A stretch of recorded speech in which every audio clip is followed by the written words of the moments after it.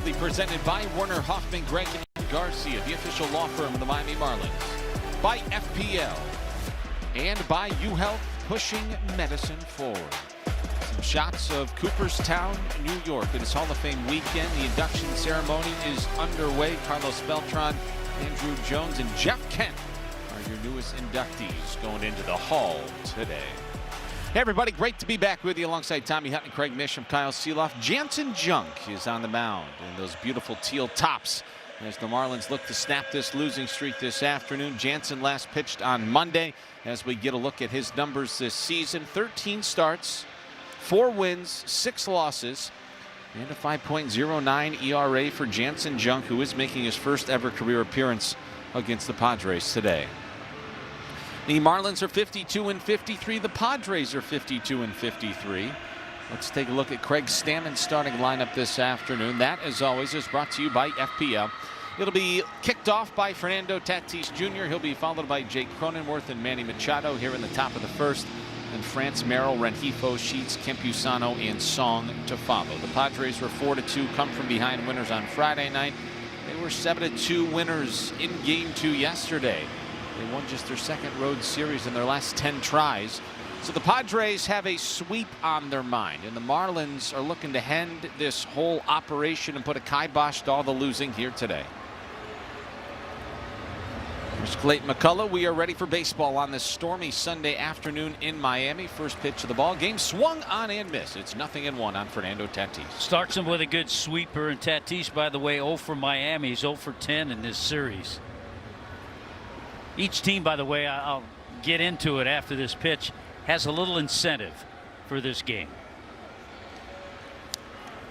Certainly the Marlins want to get back to 500 and want to break the 11-game losing streak. On the other side, the Padres got off to a terrible start on this long road trip, but a win for them today would give them a 500 trip and also get them to 500. 10-game road trip coming out of the break for the Padres. The Marlins started a road trip following the All-Star break, but that's a long time away from home for San Diego. Here's an 0-2 offering, and that misses high on Tatis. The Marlins have shown in this series they're not afraid to go inside and show Tatis something inside just to keep him honest. And I think it's worked because he's been, as I mentioned, 0 for 10. And he takes strike 3 at the knees. And Jansen Junk starts his afternoon with a strikeout looking up Tatis. 0 for 11 now for Tatis. Remember, he started him with that sweeper, went inside, and then just freezes him with a really nice two-seamer, 95 miles an hour. Perfect pitch. He was asking our home plate umpire this afternoon, Will Little, just confirming it was right on the bottom of the strike zone, and Will said yes, it was. Here's Jake Cronenworth. He's having a bit of an odd series. He's a very patient hitter, so he's 1 for 5 in the series. That may not seem all that great, but then take into account he's also walked 5 times. He's been on base a ton. Left-handed hitting second baseman for San Diego. Takes a 1-0 sinker in there for strike 1. Good to see Jansen Junk throwing strikes. It's really his MO. He comes out, he's in the strike zone with a lot of really good pitches. Changeup misses low on Cronenworth. The Marlins had won the previous 2 Jansen Junk starts prior to his loss in Houston, but of course this is just his 3rd appearance coming off the injured list with that right shin bone inflammation issue he had going. He drops a good sweeper in there for strike 2. Another good pitch. Yeah, because you look at his numbers this year, 20 walks in his 69 innings. That's not bad. No. But last year, very few. I think he only had 12 or 13 walks in more innings.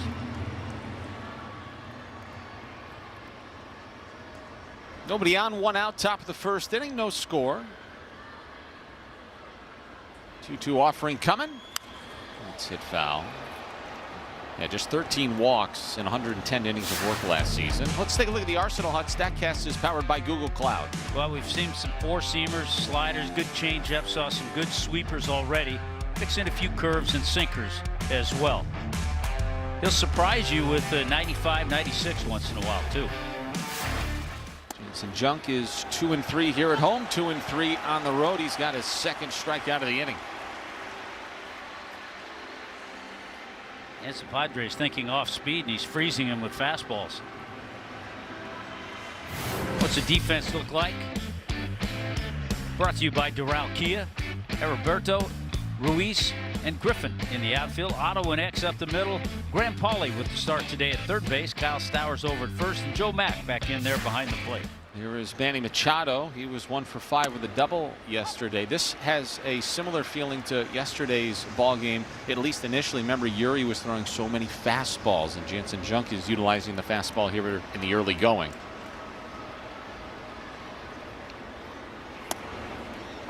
Machado takes a changeup for strike 2.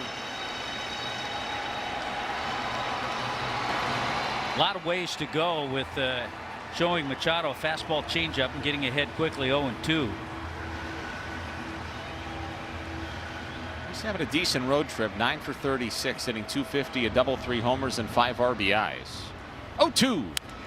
Lifted in the air to left field. Hernandez is racing over with room. He's got it. And a scoreless perfect top of the first inning for Jansen Junk. It'll be Lopez, Stowers, and Hernandez for Miami when we return.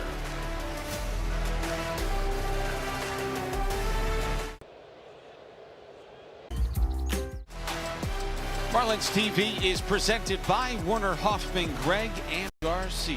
Some more shots from inside the National Baseball Hall of Fame in Cooperstown, New York. Jose Canseco, Mark McGuire, the Bash brothers out there at Oakland. A great exhibit of Hank Aaron as well. Here's your odds update provided by Hard Rock Bet. How about the over-under on Marlins hits at 8.5 this afternoon? The over -110, the under -130. Marlins facing Walker Buehler today. Otto Lopez leading things off. Batting .331. He's 2 for 7 in the series, and he takes a big hack at the first offering. It's a fastball. It's 0-1. The starting lineup brought to you by Werner Hoffman, Greg, and Garcia.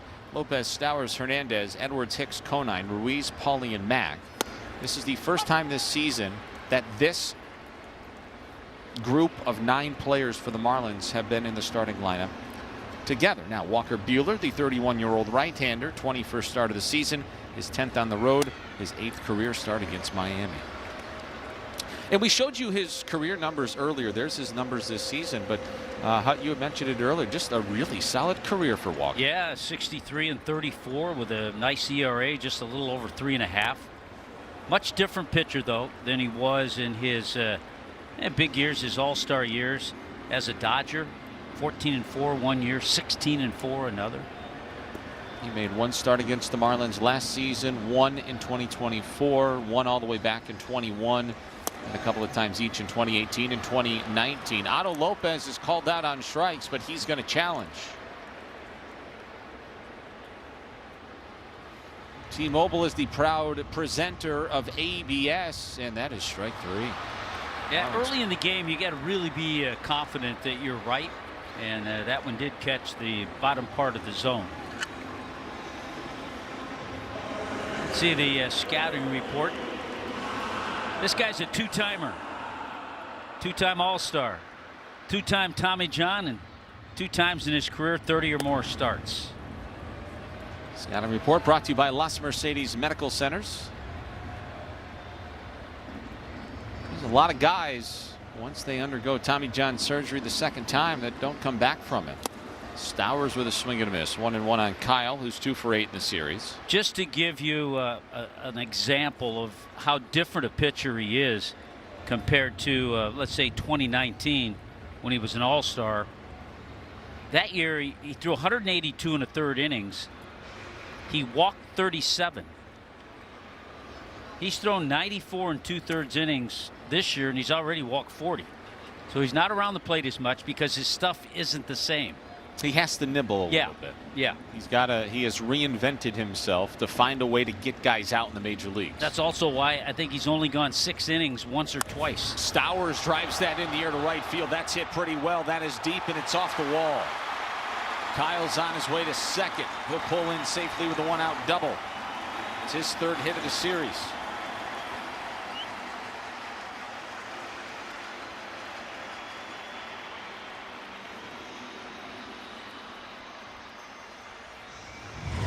Kyle Stowers stays down on this sweeper.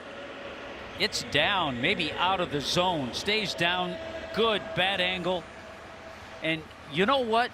You get the feeling just from hearing the crowd on that two-base hit. They want to see a win today. I agree. Too. They're a little bit into it. They're a little edgy right now. That's good. Great crowd. Some excellent pregame festivities. Tons of members on the warning track. All the Marlins were out there signing autographs and taking selfies. And everybody is ready to get off the schneid and get back into the win column as Hernandez takes a big swing on that sinker, 0-1. So a man in scoring position here for Heriberto Hernandez, the 18th double of the season for Kyle Stowers. Marlins batting .173 with runners in scoring position over this losing streak. And Hernandez falls behind Buehler, 0-2. Marlins are 4 for 13 in this series with runners in scoring position and over the losing streak. Hernandez is 1 for 11 in such instances. Padres starting pitching's allowed a couple of runs. So too has their relievers. And Hernandez strikes out on a slider for the second out of the inning. Ralph Kia brings you the defense for the Padres this afternoon. There's Gavin Sheets and Merrill and Tatis. Sung Moon Song at short. Cronenworth the second baseman. Rengifo gets to start at third base. Ty France over at first. And they've kind of flip-flopped with catchers. Campusano behind the plate today. Rengifo's first start of the season at third base. Here is the cleanup hitter Xavier Edwards, who's faced Buehler before in 2 plate appearances. He's drawn a pair of walks. As a high cutter misses for ball 1. Edwards is 2 for 8 in the series. Took an 0 for yesterday. Batting average down to .289 for X. Playing in his 106th game of the season. And his 40th as the cleanup hitter.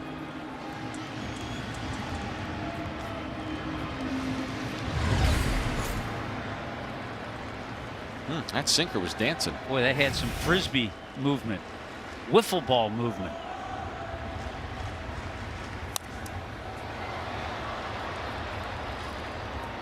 Two and one on X. One out double for Stowers. Let's see if the Marlins can cash that in early. Now the Padres, they've scored 40 first inning runs. They are scoreless in the first inning here today. That's the fewest in baseball. Marlins have been better. Can the Marlins strike first? 2-2. Good battle going on. We talked about Buehler having had Tommy John twice. One time, the first time, was when he was in college at Vanderbilt. He was a great Commodore. And he was taken in the first round, 24th overall pick by the Dodgers in 2015. Native of Lexington, Kentucky, as the 2-2 misses inside.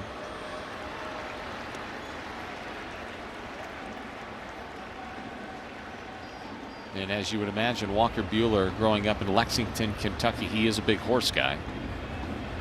He has developed a lifelong passion for thoroughbred horse racing.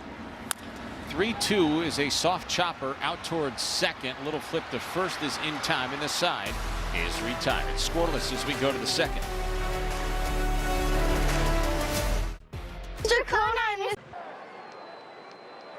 Esta transmisión de los Marlins está disponible en español. Peruvian Heritage Day here at Lone Depot Park. Scoreless, top of the second inning. Marlins stranding a runner at second in the last of the first, following the Stowers one-out double. Miss Peru was in the building. There's Ty France leading things off here in the second. He's 4 for 8 in the series with a double, 3 RBI, 16 homers on the season for France.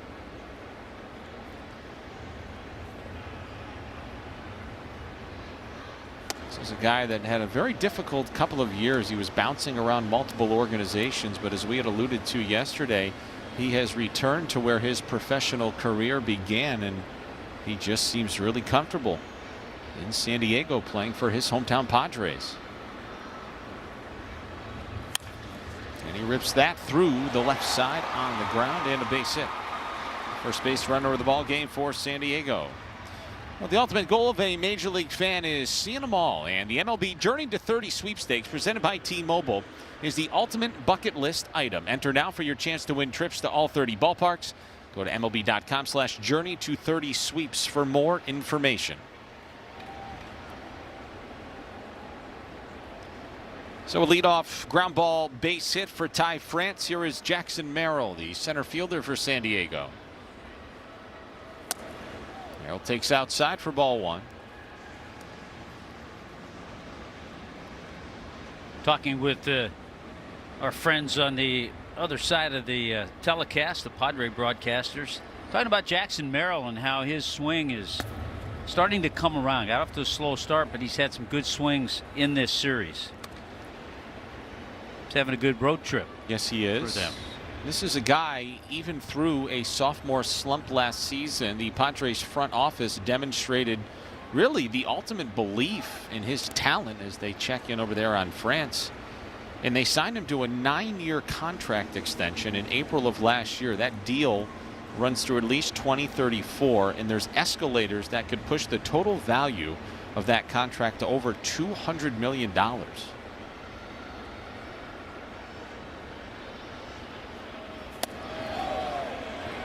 Merrill takes high for ball three. Well, he gives them not only offense, but a quality center fielder. Yes. Is Jackson Merrill. His rookie year, and even to this day, but his rookie year in particular, he kind of burst onto the scene in San Diego, and some of the defensive catches he was making were simply spectacular. 3-0's in there for strike one.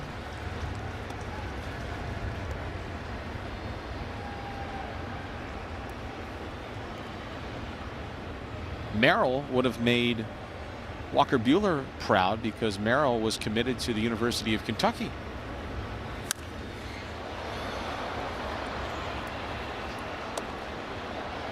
We go back to the 2024 Rookie of the Year voting, and you know he was going toe-to-toe there with Paul Skeens. I mean, that's no small feat because Skeens obviously excellent that season, and Merrill was firmly in the conversation with Churio and Imanaga behind those two.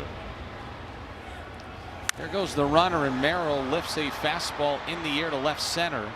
Back is Hernandez and Ruiz, and Esteury Ruiz, starting for Jacob Marcy, makes the catch for the first out. Yeah, he kind of had a feeling that France would be on the move on that 3-2 pitch, and a really nice jump by Ruiz in center field. With his speed, he gets a good jump. He can track a lot of balls down. It's a big first out here in the second, considering the fact that Junk allowed the leadoff single to France, and they'll then fell behind Merrill 3-0. And here is Luis Rengifo, who's 2 for 4 in the series, had the big 2-run homer pinch hitting on Friday night. First pinch hit home run of his career. He's batting .232 for the Padres. And Kyle, thank you so much for the Lone Depot retractable roof, because we would not be playing right now. We'd be in a thunder, lightning, rain delay for a long time, seemingly as well. 72 degrees inside the air-conditioned comfort of Lone Depot Park today as Rengifo lays off a slider. Actually, now you can start to see that downtown city skyline a little bit, but yeah, but I can still hear the thunder. It's still booming off in the distance. About 20 minutes ago, you couldn't even see out those windows. It was a hazy shade of gray. It was pouring that hard as a fastball misses outside. You know, it's amazing with Rengifo. We saw that pinch hit home run. He actually had a couple of years when he was with the Angels. He hit 17 one year. He hit 16 the next year. Yeah. But then after that, just tailed off. Didn't really show a whole lot in the way of power at the plate. He's the third different starting third baseman for the Padres this weekend. Song started in game 1. Machado started yesterday, and Rengifo starting on this Sunday afternoon.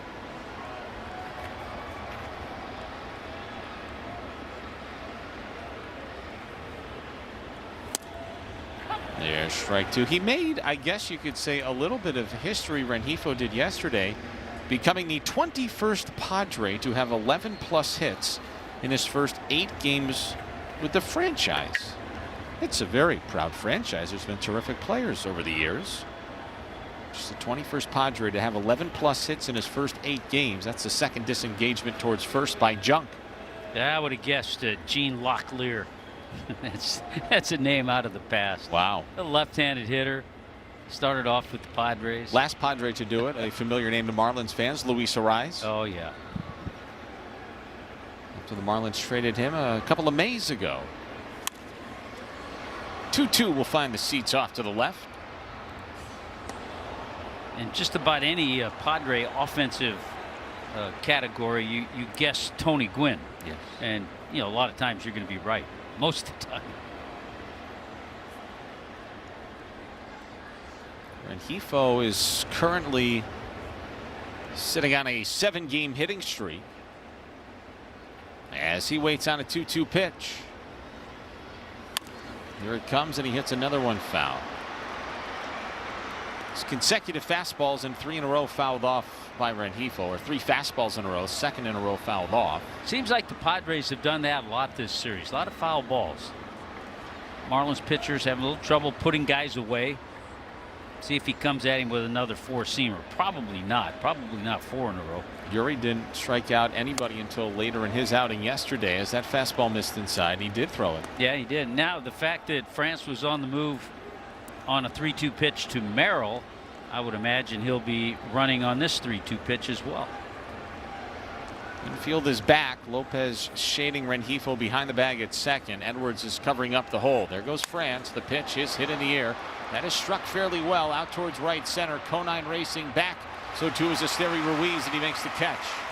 And once again, France will have to retreat. France is getting his workout. Good coverage and good communication, I thought, out there between Ruiz and Conine, because it was a catchable ball for Griffin, but you're always told as an outfielder, the guy out there who's the captain's the center fielder, and if he calls for it, you let him take it. So there was good communication because Ruiz was able to get over and make that catch too. Deep fly ball off the bat of Rengifo. Here is Gavin Sheets now. And the slider is dropped in there for strike 1. Let's watch it again. See, he's calling for it. He's calling for it, but he looks, and then he also probably hears Ruiz calling for it too. And if you hear the center fielder, who's the captain out there, you've got to get out of the way. See, and the toughest part in the outfielder is when you're both calling for it. That's why you have to take a peek once in a while. So good communication out there.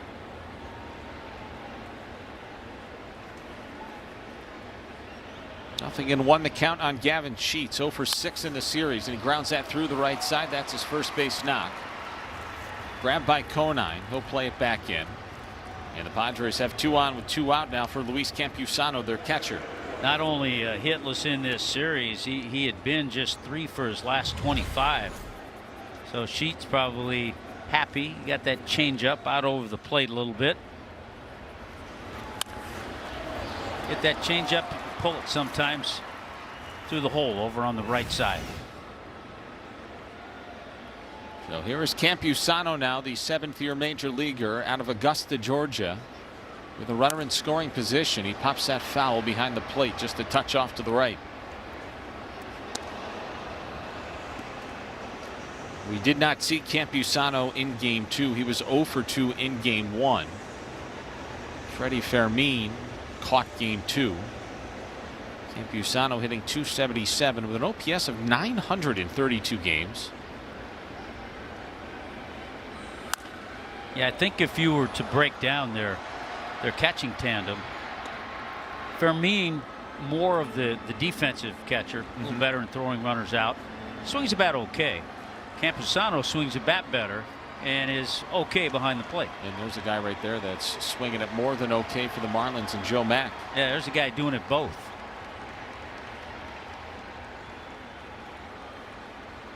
Oh, 2 on the way. Missed high.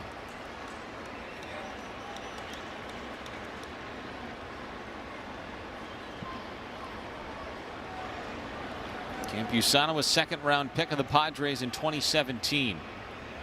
He was committed to the University of South Carolina before the Padres took him.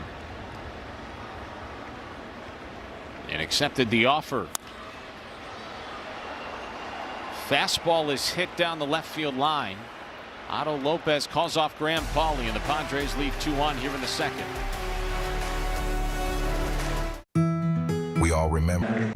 Now, flashback to April 23rd of 2018, the first major league start for Walker Buehler. He had made some appearances when he debuted in 2017. All those out of the bullpen. Look at some of these old Marlins that Buehler was facing. Yadiel Rivera, Brian Anderson. This one good here, right at the end. Remember the lefty reliever, Harlan Garcia, faced Walker Buehler in that game. And about 4 starts later in 2018, he came to Lone Depot Park and surrendered 5 runs, 4 earned on 7 hits and 5 innings of work. So the Marlins got to him after his debut. Liam Hicks is leading off the last of the second. Marlins left Stowers in scoring position in the first. We're scoreless here today. Hicks is tied for the team lead in home runs with 14. He leads the ball club with 60 RBIs. And 0 for 7 in this series to date. And a lot of that damage for Liam has been against right-handed pitching. 302 as a hitter against righties. He's done a nice job as the DH. He's actually hit a little bit higher when he plays first base, though.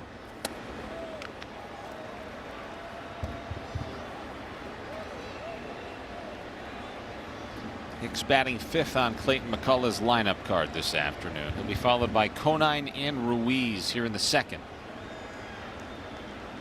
Buehler rocks and fires a 2-2. Sinker misses high.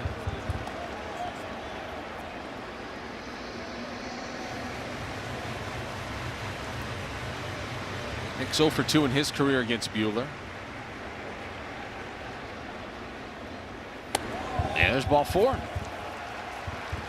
Leadoff man aboard for the first time in this one for Miami.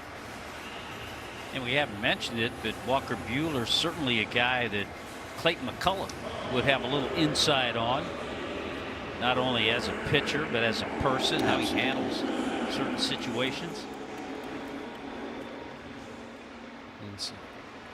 So through 7 starts in his career against the Marlins, only 1 of them have been quality starts. He is 2-1 with a 3.86 ERA as Conine lays off a changeup for ball 1. Well, so far this year, he's been pretty much a 5-inning pitcher. 5 and dive, they Yeah. say. 13 of his 20 starts, he's worked 5 innings or more. Here's the 1-0. It's hit foul back to the screen by Griffin Conine.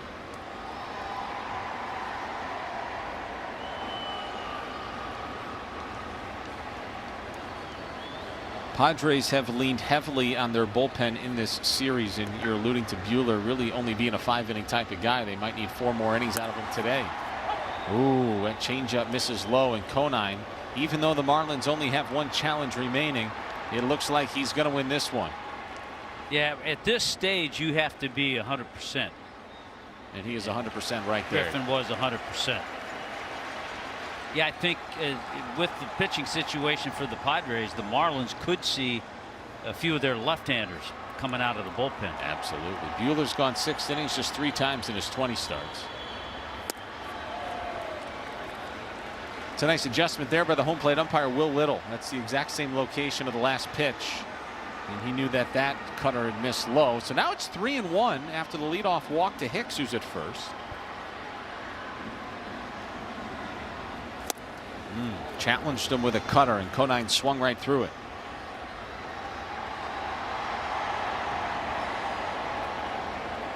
Conine 1 for 6 in the series. He too has faced Buehler before, 0 for 2 against him.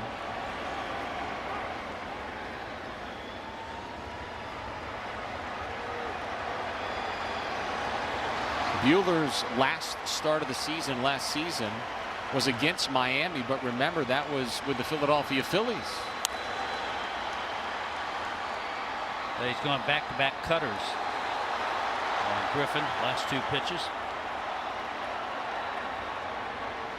There's your sequence. Now, do you put Hicks in motion? No. Just too much swing and miss. You don't want to run into a strike him out. I mean, if it was Ruiz or somebody with a little speed, you might. Ball 4. Back-to-back walks by Buehler to start the second.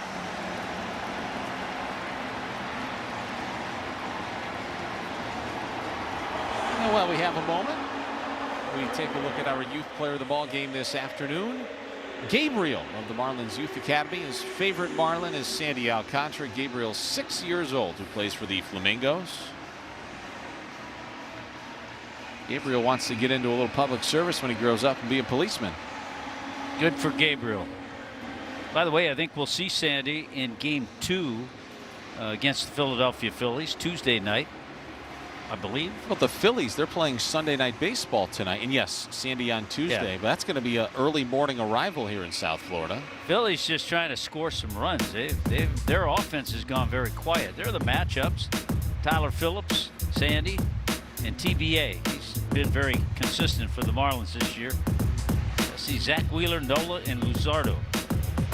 So some tough matchups for the offense against the Phillies. I would imagine Zach Wheeler probably getting a head start on the boys. He probably will fly commercially down to Miami in the next couple of hours, get here early, try to get himself a nice night of rest before he takes on the Marlins tomorrow.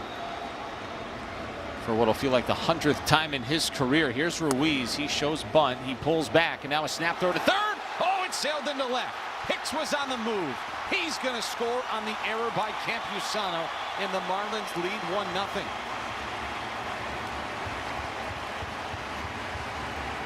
Sometimes you have to try all kinds of things when you've lost 11 in a row. And with Liam on the move, with Ruiz showing bunt, I think the entire Padre defense was confused.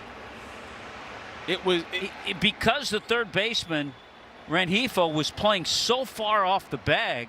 Liam Hicks said, you know what, I can beat him to third. And now Ruiz is trying to bunt Conine from second to third. Watching it back cut, I don't know how else to describe it other than it felt like it was a hybrid between a straight steal and a delayed steal. Like, it wasn't delayed enough for it to be a delayed steal. It was just timed out perfectly. And you could maybe even throw, because you don't see it anymore, a bunt and run. Ruiz squares again. He bunts that towards the mound. Buehler picks it up, tosses it to first just in time. And a sacrifice bunt pushes Conine to third. Nicely done by Ruiz. And a chance now for Graham Pauley to cash in the second run of the inning. Well, that's a good job. And I've always been a proponent of, if you can get that sacrifice bunt down, even if it's back toward the mound, make the pitcher field it, make him make a play. You don't have to be perfect with it. Well, the infield is in for San Diego as Graham Pauley takes a cutter for a strike.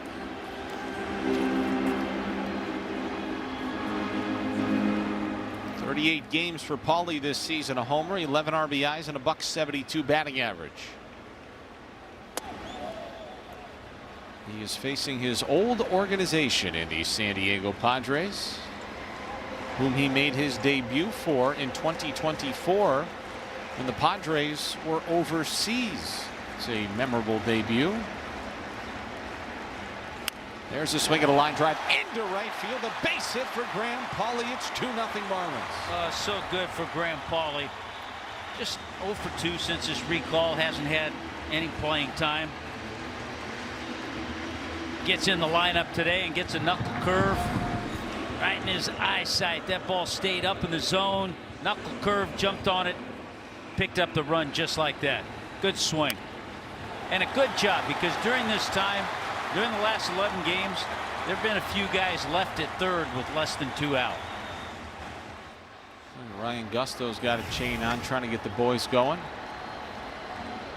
And the Marlins have scratched 2 runs across here in the second. Now Joe Mack thinking about pushing a bunt towards third just to keep the line moving. And he bunted that Walker Buehler fastball foul. So here is Joe Mack, who was off Saturday. He's looking to drive in a run for the 6th straight game. How about that? Yeah, Joe Mack has been on a really nice run as far as home runs, producing runs.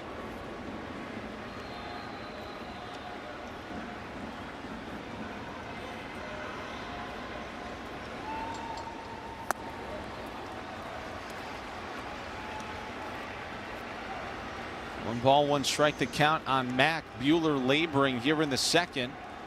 That pitch count now up to 39 pitches in this one. Chopper towards first. That's foul. Yeah, the Marlins offense, the hitters are doing a real nice job in making a guy who doesn't come right after you, making him work a little bit and throw strikes.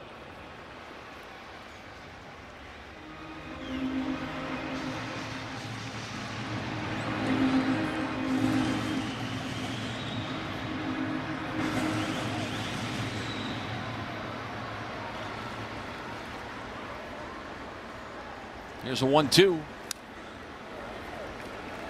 Joe just got a piece of the cutter.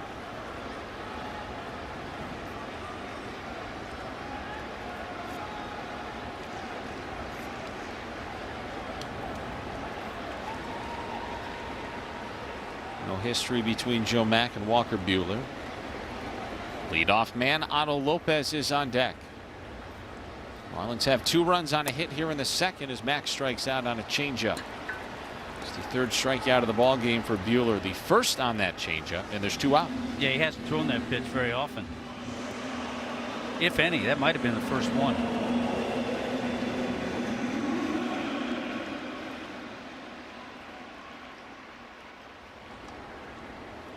So you do have a little bit of speed at first with Graham Pauley. He's a very good base runner, I'm told. Now here's a question for you, Hud. Pauley can run a little. Would you be okay trying to steal, knowing if he gets thrown out, the top of the order would be due up in the 3rd, and you're just being aggressive? Yeah, I don't mind that. I mean, you hate to think negatively and that he'll get thrown out, but I think if he can get a good jump, sure, give it a shot. And the other factor would be, say, if Lopez falls behind in the count 0-2 or 1-2, sometimes managers will often ask somebody on base, hey, take a shot here. You never know. They've already checked in on Pauley once as Lopez falls behind 0-2. This is kind of an interesting Here's that situation. Right now it's 0-2. Yeah, I'd say go for it right now. Absolutely.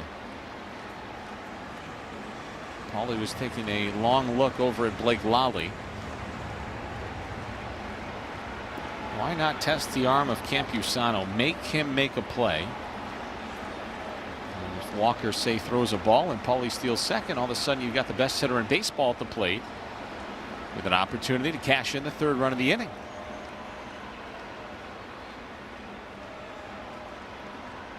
He's not going in the 0-2. He struck out on a slider, but some damage done. 2 runs on a hit. It's 2-0 Miami. Pokemon Go Night is back at Lone Depot Park. Take home. Inning here at Lone Depot Park. Marlins lead the Padres 2-0. Your scoreboard brought to you by Werner, Hoffman, Gregg, and Garcia. 2 runs on a hit for the Marlins in the bottom of the second. They sent 6 men to the plate and cashed in a pair of walks from Walker Buehler.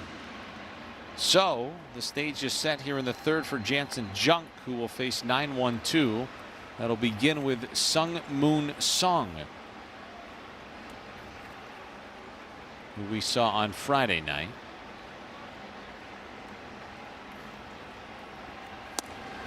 He was a draft pick of the Nexen, now Kiwoom Heroes in 2014. This is a guy that totally shut his baseball career down in 2020 and 2021 to complete his mandatory South Korean military service. Fastball misses inside. And then he returned from his military service, grew into a cornerstone of the Heroes franchise, had an outstanding final 2 years, and then he decided he was going to come stateside.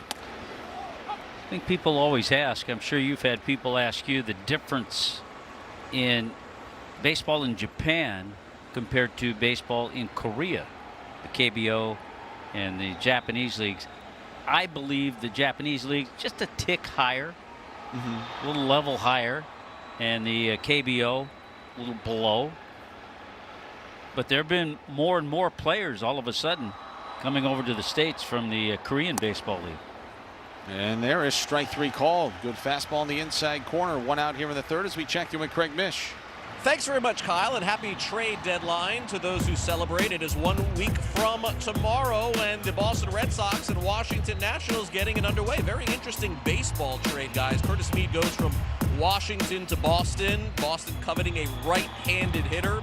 Connolly Early, very good pitcher for the Red Sox, goes to Washington. Maybe a play for the Nationals for now and for the future. And tomorrow on Marlins pregame, I'll have a full preview of the Marlins trade deadline plans. And a shot to short. Fernando Tatis Jr. is retired. There's 2 away.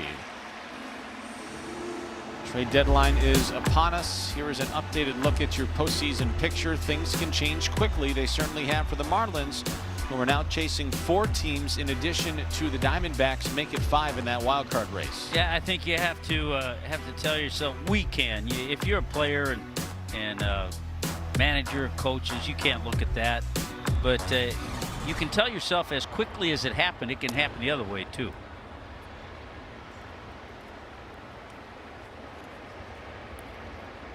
But one of the interesting notes I heard on Curtis Mead going to the Red Sox in that deal is that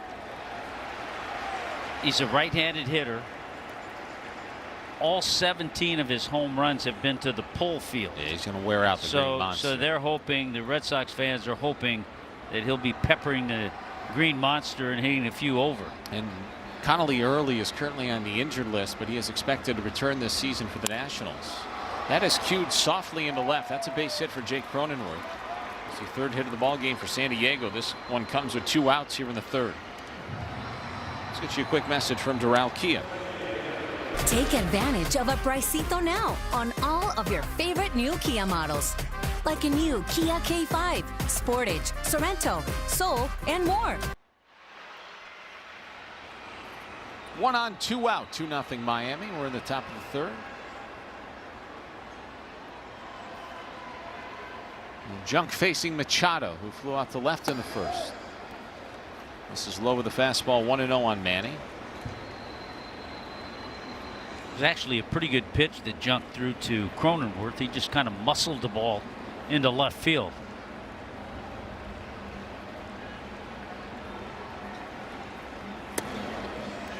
Well, Manny's a Miami guy. Padres are off tomorrow. You think he would stay behind and sleep in his bed another night and fly out to San Diego in a couple of days early in the morning? I think he goes back with the boys. I think you like to get that day off to adjust to the time change. Right. 2-0 is flown in the air to right. This will get Junk out of the inning. He's going to work around the 2-out single by Cronenworth. And after 2.5, it's 2-0 Marlins. Change is inevitable. Well, the 2026 Hall of Fame class officially inducted this afternoon. The ceremonies were getting underway at 1:30. That's an elite class. Beltran, Jones from the Marlins saw for so many years. Oh. Jeff Kent as well, who spent 17 seasons primarily with the Giants. Yeah, if it wasn't Andrew, it was Chipper facing the Braves over the years. And what a terrific career for Carlos Beltran. Power and speed, and Jeff Kent, more home runs than any second baseman in Major League history. There's Xander Bogaerts, who was obviously growing up a huge fan of Andrew Jones, both hailing from Curacao. I get a couple of little questions for you, with a little modern day analytic numbers of those Hall of Famers. Could be asking the wrong guy. Stowers lifts a changeup in the air, deep right, gone. Number 13 for Stowers. It's 3-0.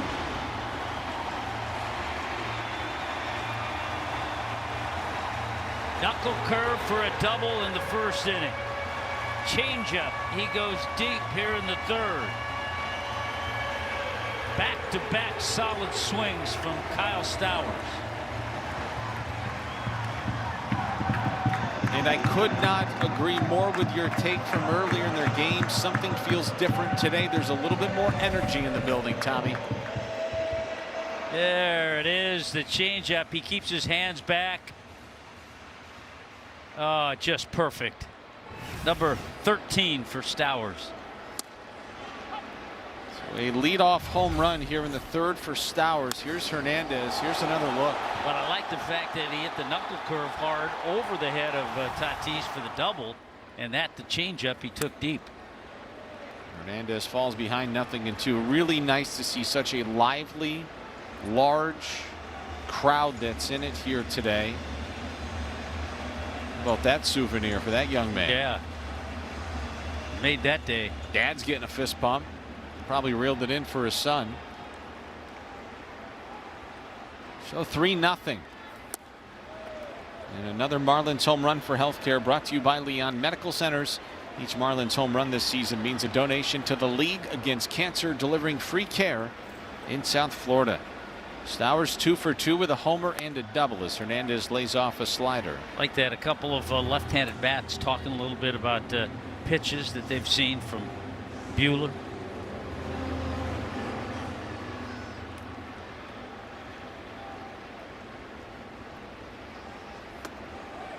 3-2. It was 0-2.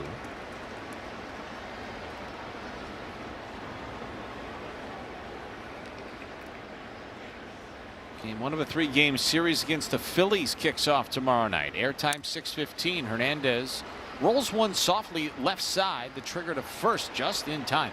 Song, I'm not too sure, was calculating for how quickly Hernandez can get down that line. Kind of laid back on that ball a little bit. A little bit more than he probably should have. But there's one away. So my Hall of Fame question to you, Kyle, on the 3 Hall of Famers as we watch Song. Yeah, he kind of stays back on it. He didn't come get it. Yes. Almost got fooled. Of the 3 Hall of Famers, Beltran, Andrew Jones, and Jeff Kent, who would you think has the highest WAR? Between Jones, Beltran, and Kent. Wins above replacement. Wins above replacement. I would guess Carlos Beltran. And you are correct. And my next one, who would have the highest OPS? On base plus slugging. Well, probably Kent, because you gave away the most homers all time for a second baseman. 2 for 2.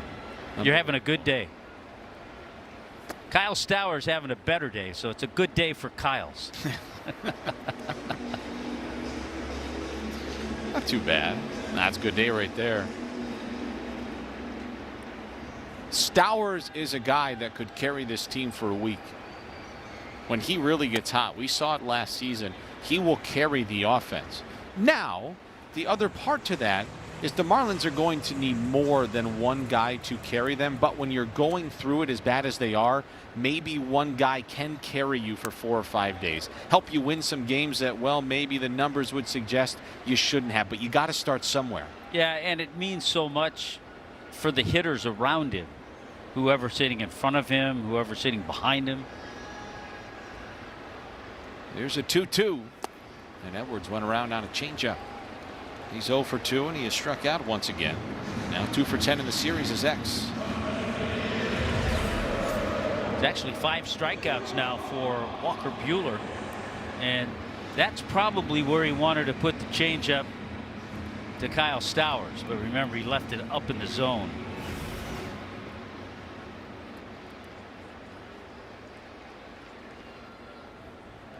So here is Liam Hicks. He cues that softly up the middle to the backhand of Cronenworth. And the side is retired, but the Marlins get another here in the bottom of the third. Kyle Stowers having a great day at the plate. He's 2 for 2. His second hit, a homer. His 13th of the season. We played 3 full. It's 3-0.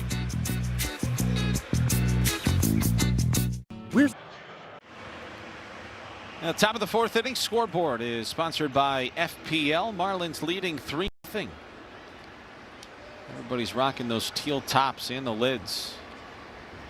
Plenty of teal in the ballpark this afternoon, and maybe the teal is what gets the Marlins out of this funk. They lead 3-0. Stowers a homer. There's Billy. He's got the teal on. RBIs for Paulie and Stowers in this one. And what is this chain that has seemingly appeared here? I do not know. I saw some fans with those today. Okay, they probably got them from some of the fans then, and they're doing anything they can to mix it up and bring some good vibes into the dugout. That's kind of actually, it's pretty sweet. You know what I was thinking, and I think it would be against Major League Baseball rules. France lifts that in the air to left, and Hernandez will play it on a hop. And a leadoff base hit for Ty France and the Padres. Because there are designated days when you wear certain uniforms. Right. But my thought was, if you win a game, keep the teal. Wear it again. I think they can. If you win a game, keep the teal. Aren't the only rules? But I don't know if you can. You can only have 5 different variations. Yeah. All right, hey, Marlins members selfie day earlier today, and I'll tell you what, from the front office to the players, oh my gosh, that's good stuff. I give everybody so much credit because there was a great turnout, and it can be very easy as a player when you've lost 11 in a row to do the woe is me, I'm not going out there, I'm not taking pictures. I don't know if there's a single player I didn't see out there for a half hour, 45 minutes accommodating the fans. And that was led by Sandy and everybody in Sandy between. was right there. I had to kind of back around Sandy. He had a crowd around him. Yes. I got a thought, and see if you have the same thought as I did when I was out there amongst all those fans. I don't think I heard anybody complain about an 11-game losing streak. No. They were happy to be here. They're happy to the situation they were in. They were happy to get selfies with Sandy and Yuri and everybody else. Everybody I spoke to, I just kept hearing the same thing. Today's the day. Today's the day.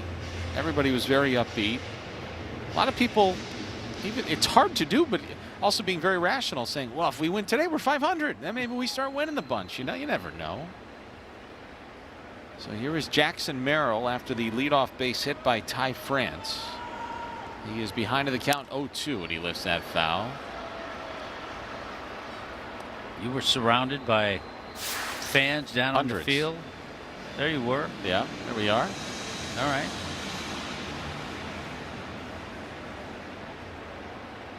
It's always great to see the fans. They mean so much to the organization and give a lot of their money and their time, right? Here's a snap throw to first, and Merrill has struck out. And that is the 4th strikeout for Jansen Junk. And there's one away. Well, catch the Marlins and the Phillies tomorrow through Wednesday at Lone Depot Park and score hot deals, including $1 kids tickets in the Marlins' terrific 4 for $44 offer presented by Pepsi. And get 4 tickets plus hot dogs, popcorn, and drinks, all for just $44.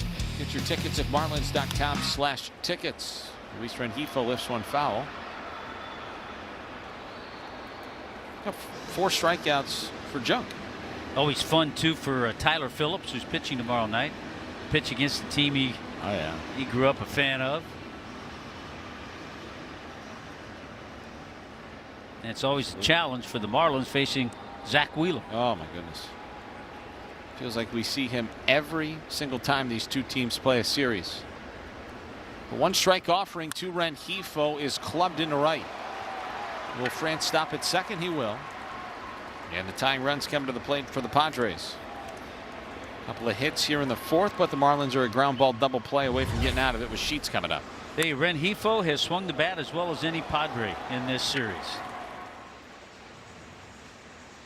Yes, he has.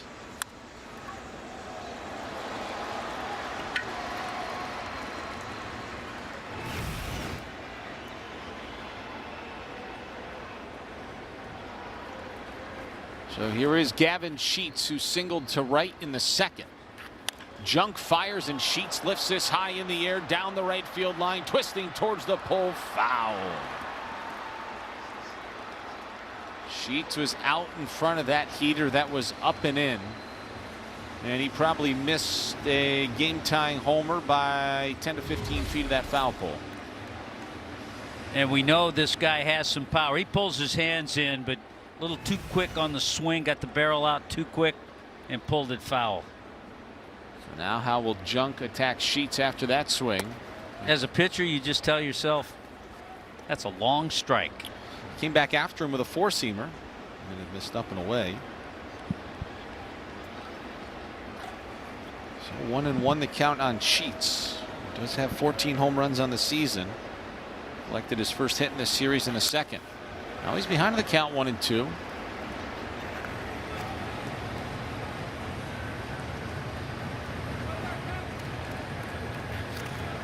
And Junk is one pitch away and one good pitch away from getting himself out of the inning.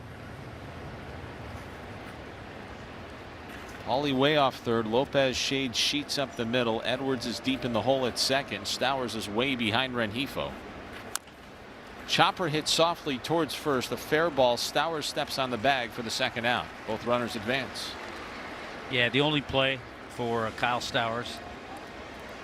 Just get that out. But both runners advance.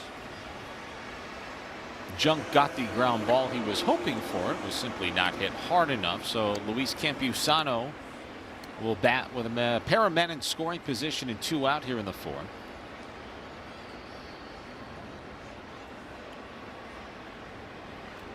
I have a thought if we have another pitch. Campusano, yes indeed we do.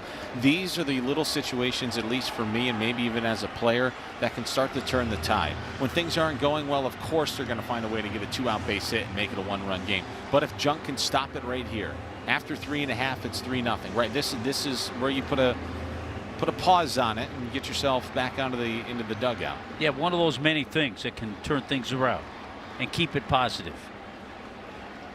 Going well so far as the 0-1 is swung on and missed. 0-2. We've talked about a key hit, key defensive play, big out in a certain situation like this.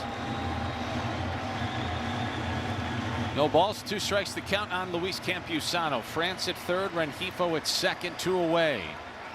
And the 0-2 pitch missed outside. Went back to the sweeper. It's 3 consecutive sweepers by Junk in this plate appearance to Campusano.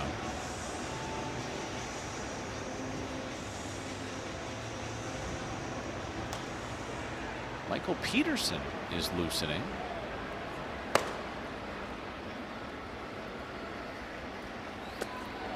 Fourth consecutive sweeper.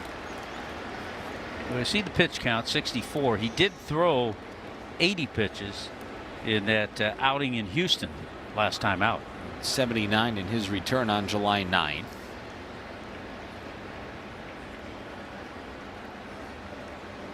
Maybe Peterson would be loosening for Tatis. Hopefully it doesn't get there. The 2-2. Campusano hit that one foul off his foot.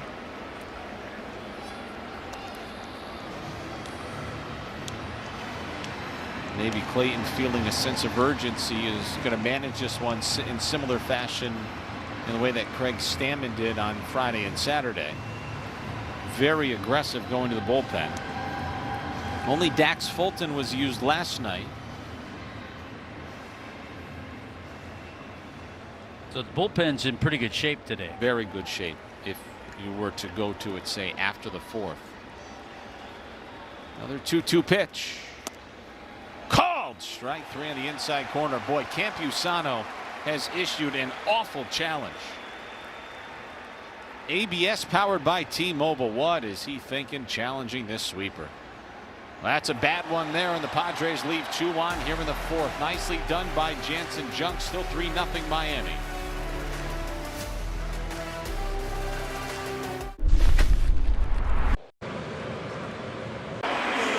Bottom of the 4th inning. Marlins.tv is powered by Major League Baseball. Calling all trainers. Pokemon Go Night returns on Friday, August 7th when the Marlins take on the Angels.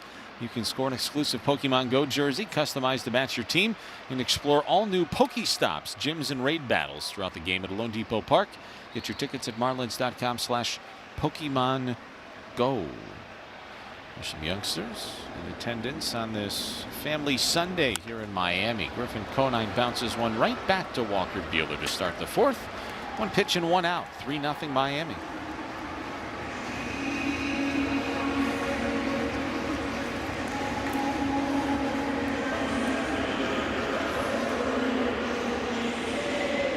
There's Esteury Ruiz, who did his part as part of that 2-run, 1-hit bottom of the 2nd, dropped on a sac bunt.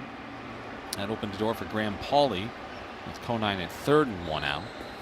Thinking about bunting again. Think you'd think differently if Machado's playing third base? Potentially. The other thing, just showing bunt like that made Rengifo move in 2 or 3 steps, and all of a sudden now ground ball might get by him where it wouldn't have before that. Could be the difference. Ruiz hits a slider foul. It's 1-2.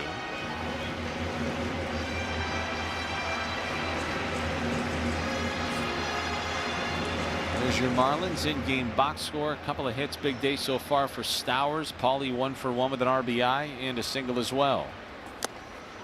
Foul tipped, hung on to by Campusano, and there's 2 away, and that is the 6th strikeout for Buehler. He's up to 90 now in the season.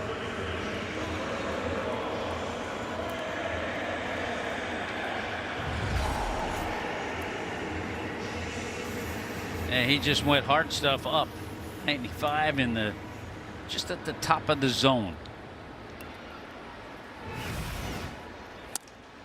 So here is Graham Paulie, who drove home the 2nd run of the game in the 2nd.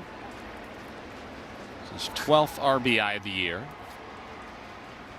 And Walker Buehler not messing around, working very quickly. He spikes a changeup 1-1. The season high in strikeouts is 7, and you just mentioned 6 he has today. His career high, 16. I know. Changeup missed outside.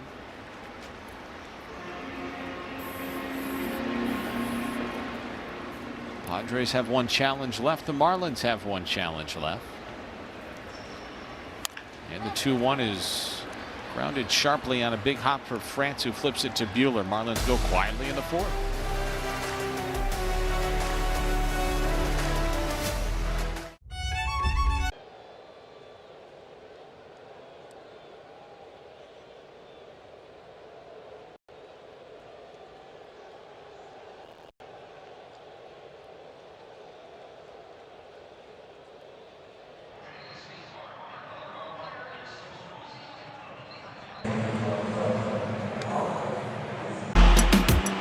Top of the 5th inning scoreboard brought to you by Warner, Hoffman, Gregg, and Garcia. Marlins leading the Padres 3-0. Looking to salvage a game in this series today.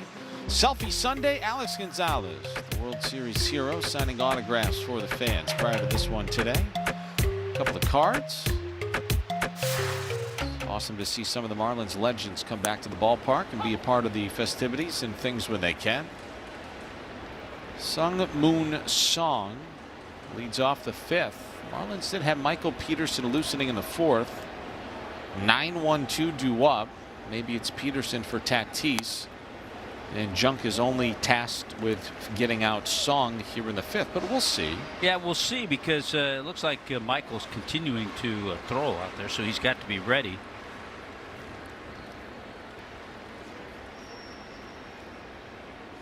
Here's an 0-2.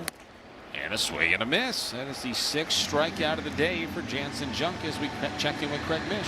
Thanks, Kyle. Checking in on the National League Cy Young Award race. Unfortunately, Max Meyer on the injury list kind of fallen back here a little bit. But here are some of the candidates. We're going to see one tomorrow night in Zach Wheeler. Look at the season he's having, 10-2 with an ERA just above 2. And, of course, Christopher Sanchez had that fantastic May. The leader right now is The Miz. Jacob Visarowski, 1.57 earned run average. And, guys, today, The Miz is gone off. Tatis lifts one in the air to deep right center, and racing over into a little leap is Griffin Conine. He reels it in for out number 2.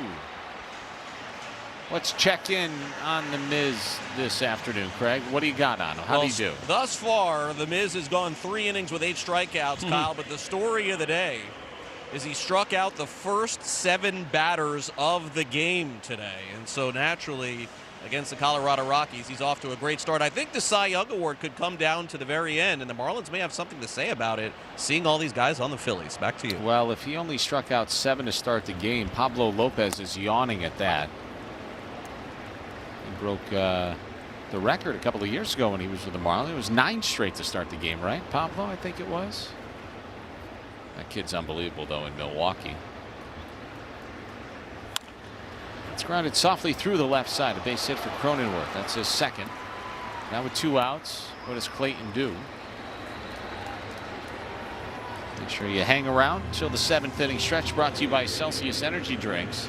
It's just kind of interesting that Peterson has been loosening for so long, and Clayton's kind of looking at it to try to find the perfect time that he would need to go there, but Junk will stay out there. the Marlins are really trying to get Junk through this thing to put him in line for a victory, which would be his 5th of the year. Yeah, you'd love to see him get in that position.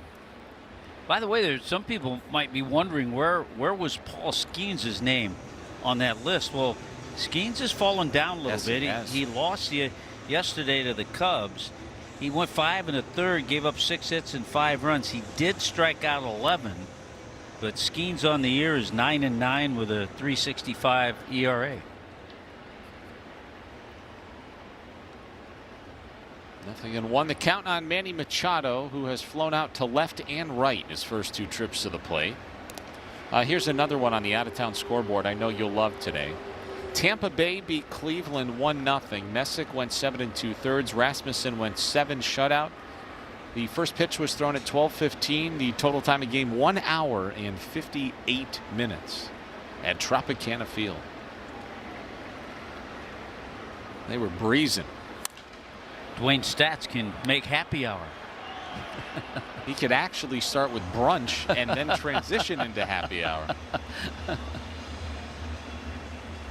There's Manny Machado's Miami connection. Born and raised here, grew up in Hialeah, and he went to Brito High, where our very own Gabby Sanchez played. We'll see Gabby back soon. I'll be with Nelly on the upcoming road trip in New York and Atlanta. That's a big road trip. But they're all big this time of the year.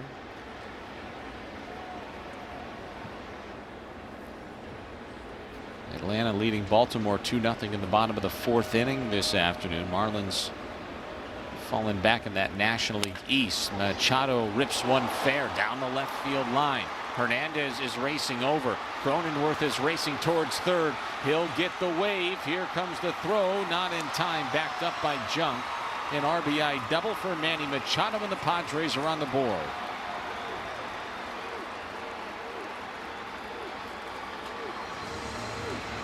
Good job by Jansen to get back and be where he's supposed to be.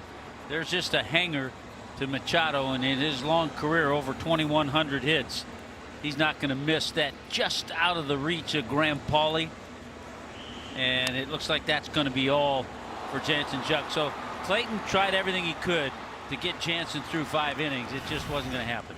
Called to the bullpen. Michael Peterson coming on when we return.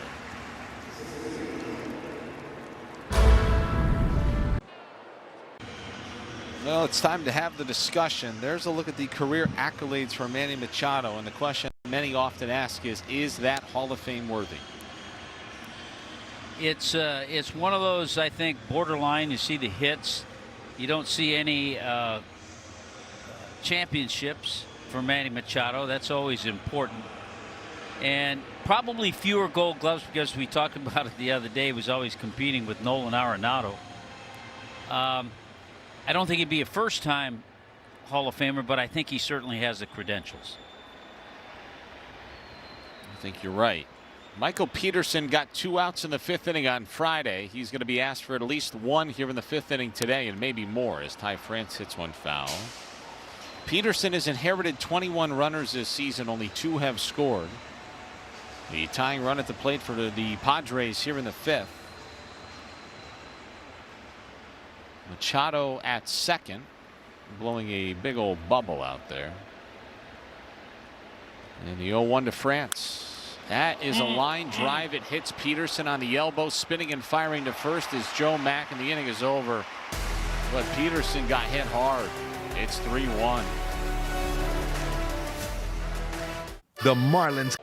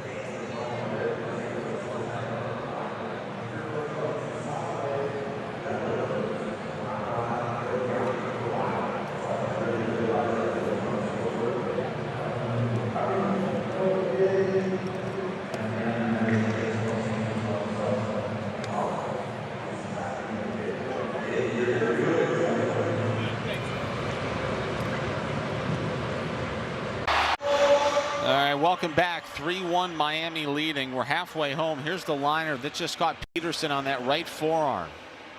Oof. And it caught him so flush it bounced right back to the mound, or towards the plate, I beg your pardon. And alertly, Joe Mack made the play and got the out at first base. But boy, we sure hope Michael Peterson's okay. This ball, I think below the a little below the elbow on the forearm, but near that elbow. And Joe Mack bounces a cutter right to first. Buehler covering, and there's one out. Well, let's watch Joe Mack on the play. You know, a catcher always is alert. He barehands it, turns, picks up the target, and got the out by quite a bit. And here's Peterson getting hit.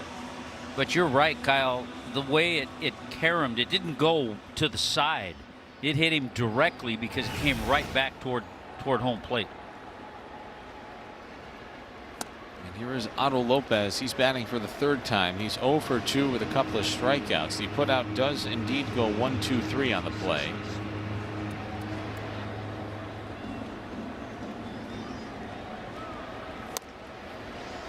Two 2-0 on Otto.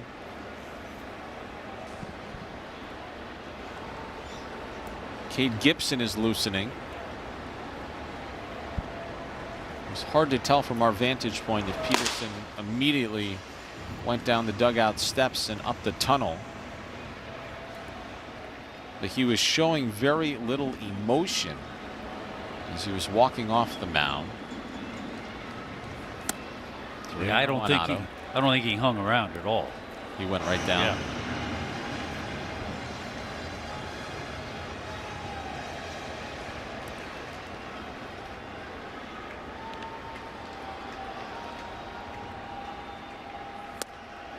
He has been such a key in that bullpen. You mentioned a stat that I really like for relievers: inherited runners, and only 2 inherited runners had scored.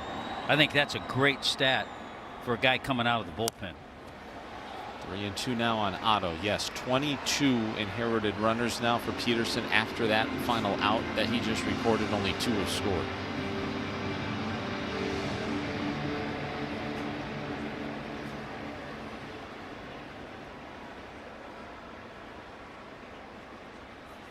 Three-2 is grounded sharply to second.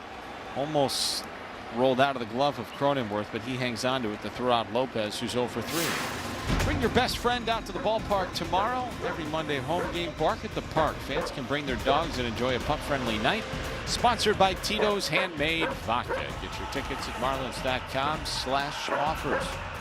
Look at that good boy.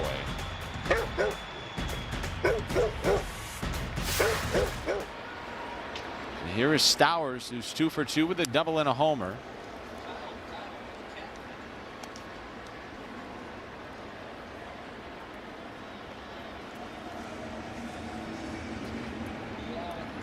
Thirteenth home run of the season for Stowers in the third. His double was actually hit harder than his home run. He doubled in the first. That was a 109-mile-an-hour ball that came off his bat. The homer left his bat at 104. Yeah, we mentioned the double off a knuckle curve, the home run off a change. He just swung and missed at a really good change up there. Hernandez on deck if it gets there. Merrill, Rengifo, and Sheets due up in the 6th as Stowers pulls that foul.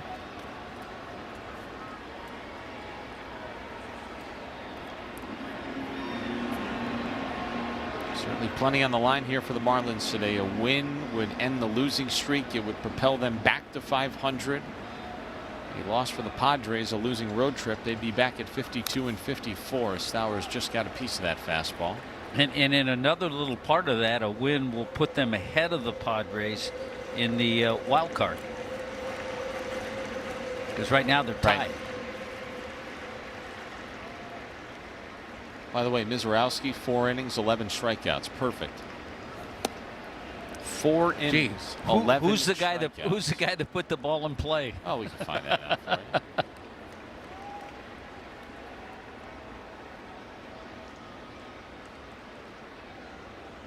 Troy Johnston. And how many pitches for the Miz through 4? The Miz man through 4. 53. 53 and still all those strikeouts. Wow. I was going to guess about 75. It's almost so rude and disrespectful, throwing 104 fastballs every single pitch, and they can't even touch it.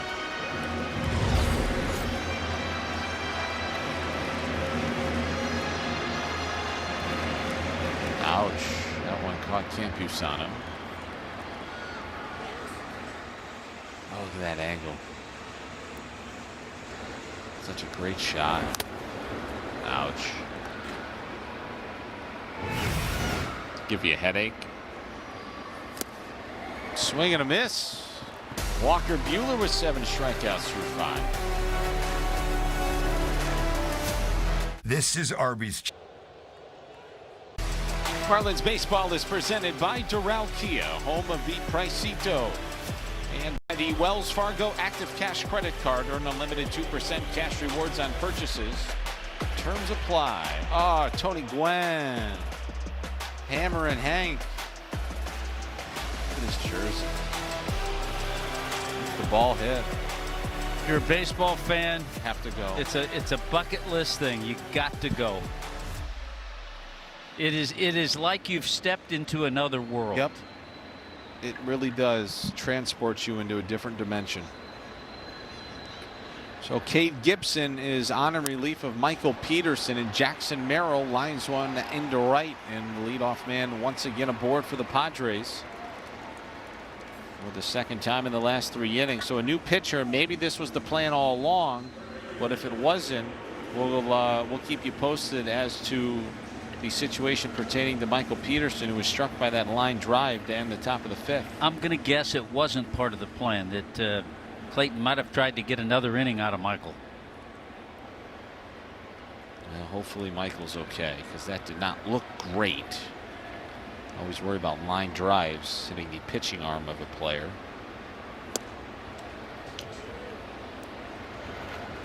And there's Tyler Zuber. Looks like if Clayton needs to, he is going to empty his bullpen today to hang on and win this thing if they can do it.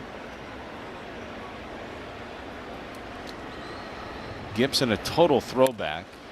Up the middle, Edwards has got it, steps on the bag, unloads a throw to first in time for a double play. And a great choice by Xavier Edwards to take it himself. He thought about flipping it to Otto, didn't he, as we take a look at our Kia double play. The ball was hit so hard, he knew that he had time to step on the bag, get the throw off, and get Rengifo for the double play. So you got to think about it. See, he took a peek, and then he realized he had time himself, and that made it an easier play. Nice to see the Marlins retire Rengifo. So now the 3rd pitch of the inning to Gavin Sheets is a big loopy curveball. That's strike 1. We've seen some nice defense, some good decisions. The one in the outfield early in the game with Ruiz and Conine. It's probably not a coincidence as they check down to 3rd. They say he did not go. When the Marlins were doing all that winning over a 6-week stretch, they continuously every week kind of improved in the error department. They ticked up in the standings. Now, over the course of the 11-game losing streak, the defense at times has been shoddy, but playing very good defense here today. There's the 1-1 to Sheets. It's hit foul, 1-2. Yeah, and it's no mystery. The Marlins have to play that way to win games.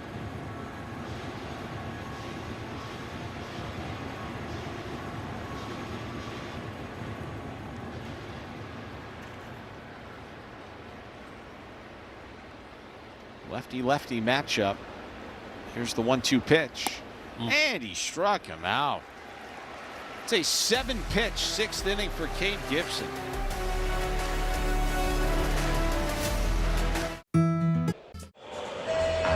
And welcome back to Lowe Depot Park here in Miami. Marlins lead the Padres 3-1. Time now to check our Ocean Bank Making Waves minor league report.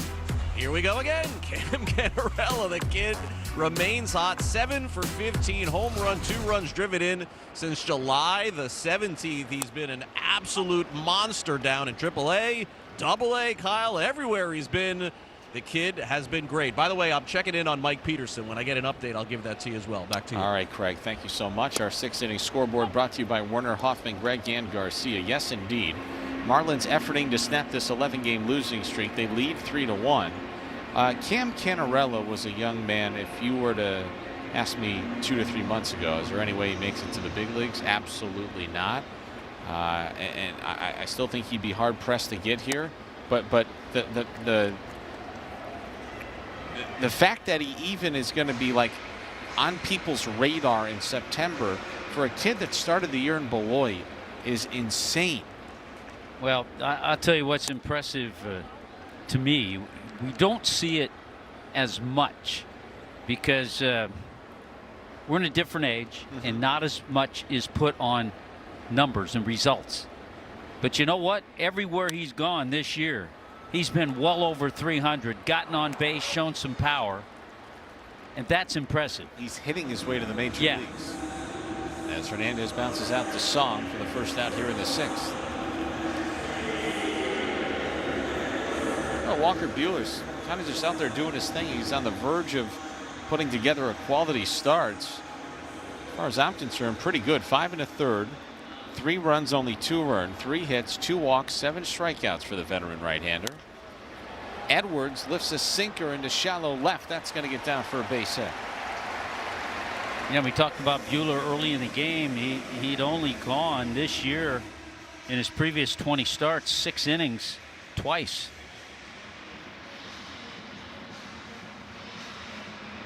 So he's doing his job out there for the Padres. It might be it for him, though. The lefty Matsui's in the bullpen. Let's go downstairs, though. I think Craig's got an update on Peterson. All right, thanks, Kyle. X-rays negative. Good news on Michael Peterson. So he left today's game, according to the Marlins, with a right forearm contusion. Again, X-rays negative on Mike Peterson. We'll check back in tomorrow.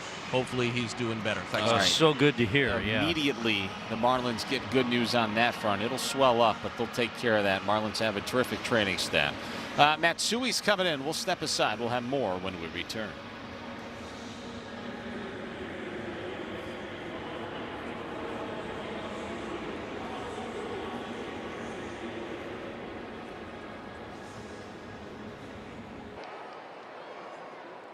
Well, back with you at Lone Depot Park. We're in the bottom of the 6th. Xavier Edwards is the runner at first. They're 1 out.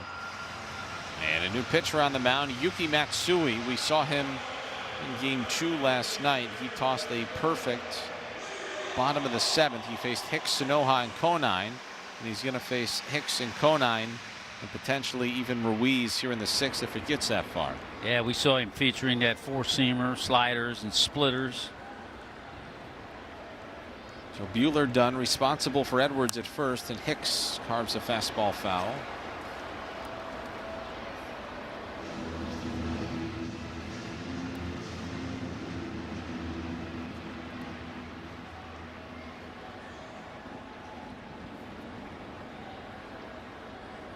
Two walks, 7 strikeouts for Walker Buehler.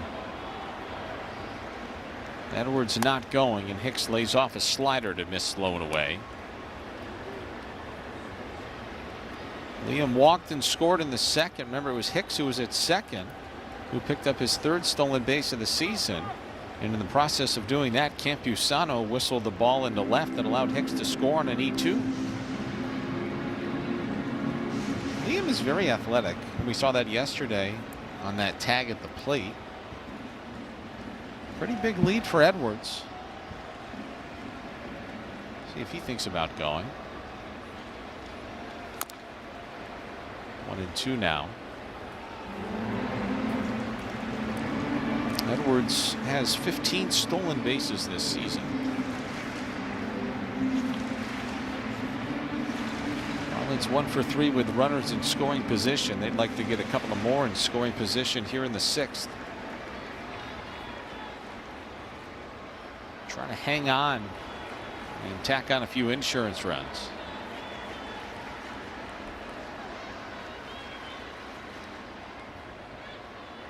Here's Matsui with a 1-2, and Hicks golfs it foul.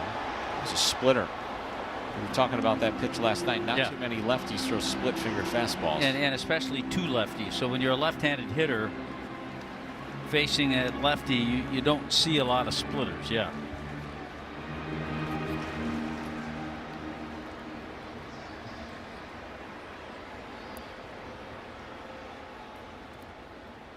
Hicks 0 for 8 in the series after a 5 for 22 road trip with a homer.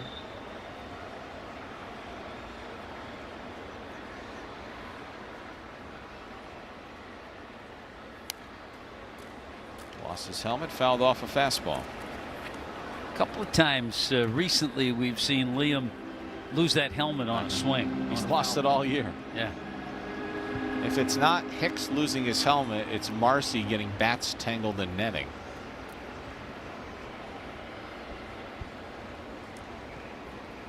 There's Jacob. Oh, he's drinking chocolate milk. It's a nice little treat. Runner goes, and a slider is taken for strike 3, and then Edwards slammed on the brakes. You could hear the Padres dugout yelling he's going. Runner going, but Hicks is rung up. 2 out. Make sure you join us for our T-Mobile Colombian Heritage celebration on Saturday, August 8th at 4:10. Catch the Marlins when they take on the Angels and take home an exclusive jersey with your ticket package. You can get your tickets at marlins.com/Columbia. So here's Griffin Conine, who lays off a low slider.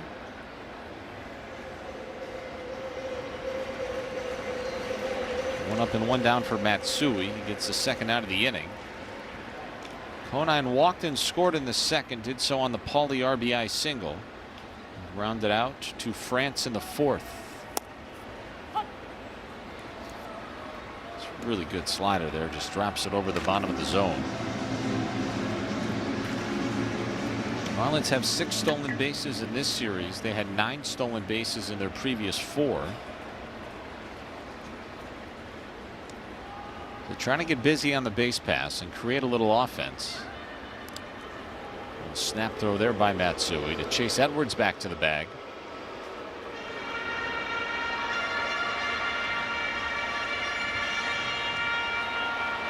There's your Mercedes cover every base, and Marlins with 113 stolen bases this season. Padres with 109, but the Marlins 3 shy of the league lead, with the Nationals leading the charge.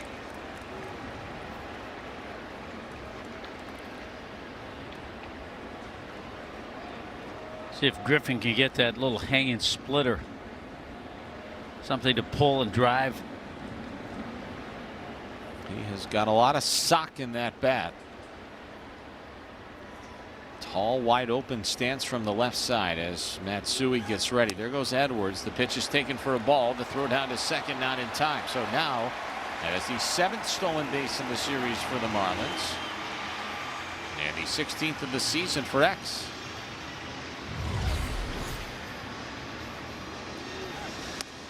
Good jump. A perfect throw might not have gotten him. Good job by X to get the jump off the left-hander.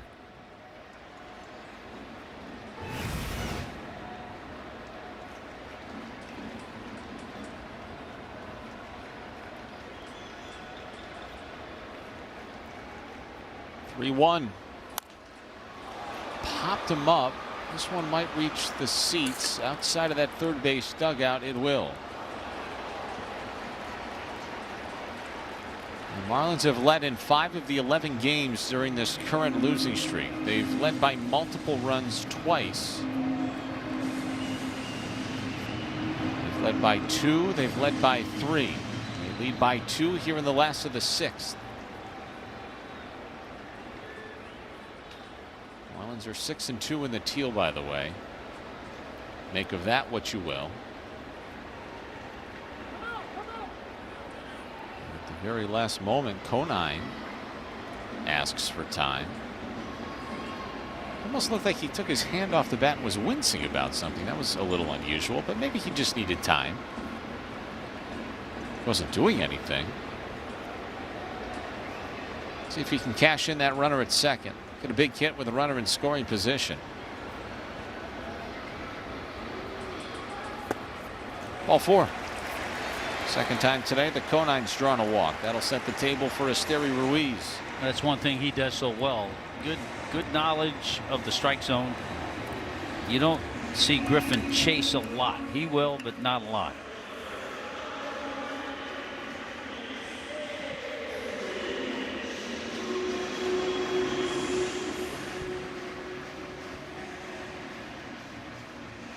So now a chance for Ruiz, who successfully dropped down a sacrifice bunt in the second. Struck out on a Walker Buehler heater in the fourth. He punched out 7 in the game. Edwards at second, Conine at first. Time is called, and Ruben Niebla is going to chat this one over. I think we have seen Ruben Niebla more than any other pitching coach this season in this series make trips to the mound. Yeah, he's been busy. He's carved a path from the dugout to the mound. But I will also say it feels like every time that he goes out there and chats, he has done so in the correct manner at the correct time. Now, I'm very curious there. We have a Japanese pitcher, a Korean. He's got his hand over his mouth. What language is he speaking out there?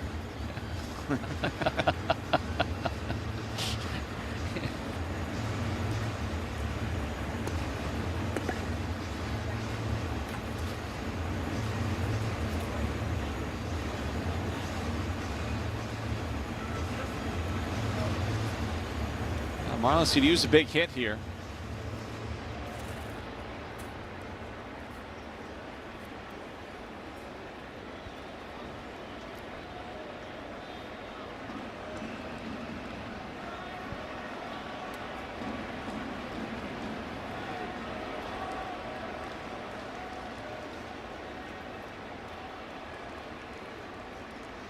Matsui's first offering to Ruiz. Well, he was out in front of the heater. Yanked that thing foul. Well, you'd like to see some nice continuity. It was a terrific day for Ruiz yesterday.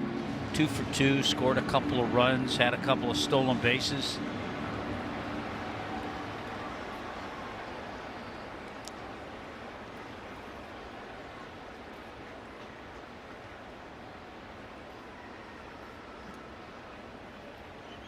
First and second, 2 outs. Marlins leading by 2. Now it's 0-2 on Ruiz. I'll tell you what, thank goodness for the pitch clock. Matsui works it to a T. He gets down, doesn't begin his delivery to the plate until it gets about down to 2. And I'm sure if there was no pitch clock, just barely got it off that time. It's a good block there by Campusano.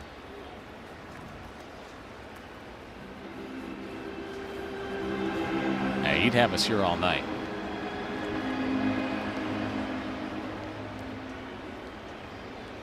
You see the clock, you see Matsui just kind of taking his time. He knows how much time he has left. See how far he takes it down. Still waiting. Still waiting. Still waiting. Still waiting. And Ruiz strikes out on a splitter. Marlins leave a pair on here in the 6th. Still lead as we go to the 7th. Fun. Welcome back to Lone Depot Park here. Craig Mish, top of the 7th. Marlins lead the Padres 3-1. You may remember back in June, the next pitcher being brought in for the Marlins, Tyler Zuber, struck out Junior Caminero to end the game. He told me yesterday in his first save, his parents took this picture, got it framed, and when he gets back home, it's going to be sitting on the wall. Biggest moment, he said, in his major league career. Guys, back to you. He was very emotional. How nice is that? He saved Pete Fairbanks' bacon, as they would say that day. So now Zuber gets the 7th, making his 18th appearance of the season. A couple of blowups have accounted for that ERA, but he's actually done a very nice job as a sinker misses high on Campusano. So for the Padres here, bottom of the order, 8-9, then the top 1 here in the 7th.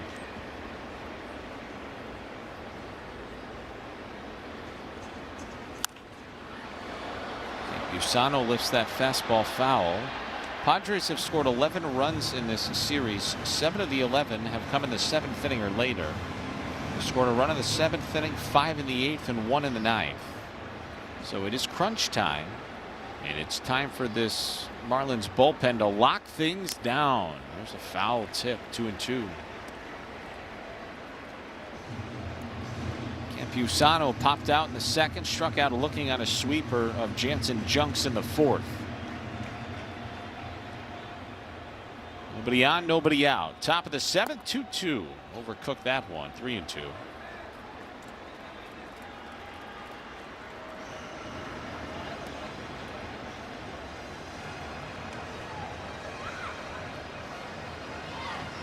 The lefty Peralta loosening.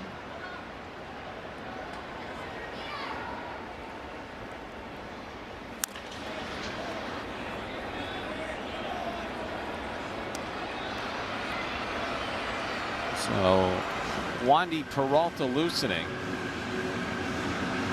and maybe we have seen the last, at least in this series, of the human rain delay Matsui, who we have understood averages 22.2 seconds between pitches with runners on base, which is the slowest tempo among all major league qualifiers. So you were accurate in your assessment, huh? 3-2. So my eyes got it right. Yes. They just couldn't produce the numbers. That's right. You were filling out a questionnaire this morning and they asked you how your eyesight was. Pretty good. That's right. Yeah. Sound pretty good. 3-2. Hit pretty well to left. That'll hang up there though for Hernandez.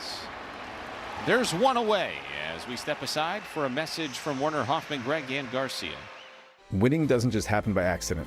At WHG, we know every case is earned before you ever step inside the courtroom. WHG, preparation wins. So one out for Zuber, wins the 8-pitch battle facing Campusano. And here comes Sung Moon Song.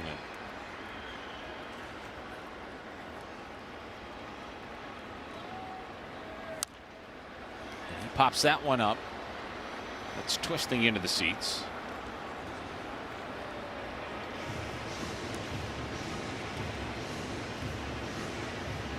Four and 2/3 from Jansen Junk. One out from Peterson. He was struck by a line drive. X-rays negative. That's good. Gibson with a 1-2-3 6th. Got the double play and the strikeout looking of Sheets. And Zuber has retired Campusano to start the 7th. Fastball misses high. 1 ball and 1 strike.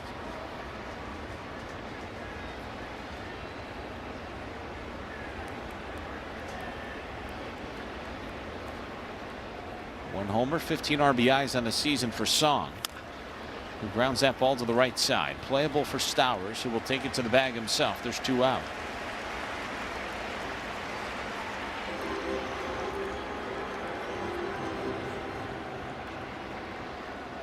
Well, here we go back to the top of the order, and Fernando Tatis Jr. will bat. He's 0 for 3 today. He was 0 for 4 yesterday. So Tatis now 0 for 11 in the series. And he was having a pretty good road trip before he came here to Miami. Things are going so poorly. He thought about dropping down a bunt for a base hit.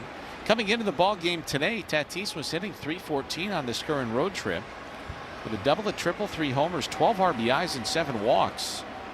But he does not have a hit yet here in Miami. And we talked about the lack of production early in the year. First 55 games without a home run. Here's a guy with 160 home runs in his career.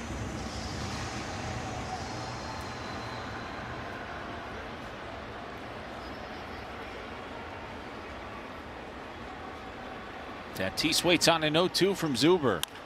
The ground ball hit hard to second base. Edwards had him played perfectly. And the side is retired. A perfect top of the 7th inning for Tyler Zuber. The Marlins are trying to snap an 11-game losing streak and get themselves back into the win column and get back to 53 and 53 on the season. So far, so good, folks. It is stretch time here at Lone Depot Park. Before we take you to the stretch, we're going to go downstairs for this afternoon's rendition of God Bless America. Fans, please rise if you are able and remove your caps. Now singing God Bless America. Welcome back, Pedro Pablo Diaz. God bless America, land that I love. Stand beside her and guide her through the night with a light from above. From the mountains to the prairies, to the oceans white with foam. God bless America, my home sweet home. God bless America, my home sweet home. Fans, one more time, let's hear it for Pedro Pablo Diaz.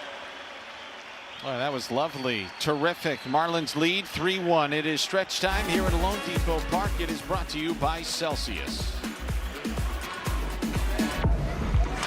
Welcome to the stretch presented by Celsius Energy Drinks. You know, sometimes you need a hero when you're craving for a victory. Perhaps that guy today for the Fish is Kyle Stowers, who hit his 4th homer of the month, 5th homer of the month of July. Hit 4 in the first 6 games, and a couple of extra base hits too. He had a double in the first. This one, if it was hit a little bit to the left or right, might have had enough to get out of here, but hit that high part of the wall, a little bit on the low side, but it was deep enough for sure. And then in the 3rd inning, a solo shot, so he's 2 for 3. He's got 13 homers on the year, and his first homer since July 8th, a big one. At the time, gave the Marlins a 3-0 lead. They now lead 3-1. Kyle Stowers is going to be an important factor for the Marlins in the last 57-plus games. He's showing what he can do here today for the Fish. We'll see if it could bring him a victory. We'll see you on the post-game show with Rod Allen with reaction and all the highlights coming up. Right now, we'll get back to Marlins baseball after a quick word from our friends at Celsius.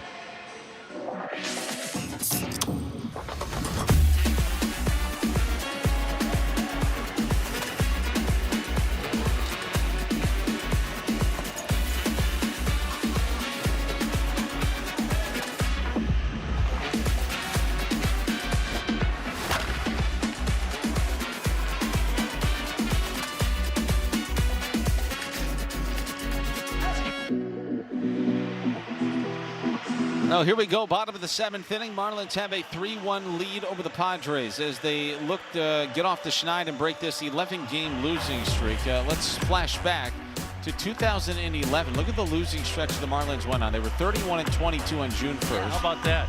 They had a walk-off loss at Arizona. Lost the next 7 straight. Beat Arizona on June 10th. Then lost the next 11. Yuck. They went 1-19 over a 20-game stretch. Things change quickly. Wandy Peralta is on the mound for San Diego, and pinch hitting for the Marlins is Javier Sanoja on his mini bobblehead day. I like the idea of a bunch of fans standing up and shaking that bobblehead, hoping for some good luck here for Sanoja. He's pinch hitting for Paulie. You know, it's a situation. If you didn't have someone who can play solid defense, which Sanoja can, and also hit up the middle, you might not pinch hit with a 3-1 lead. You might not pinch hit because you'd want Graham Paulie in the game.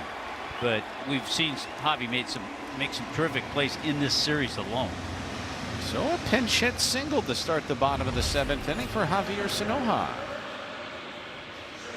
Good start right back up the middle past Peralta.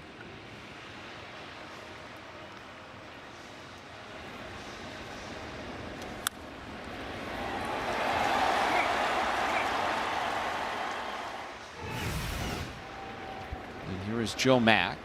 Speed at first, the lefty on the mound.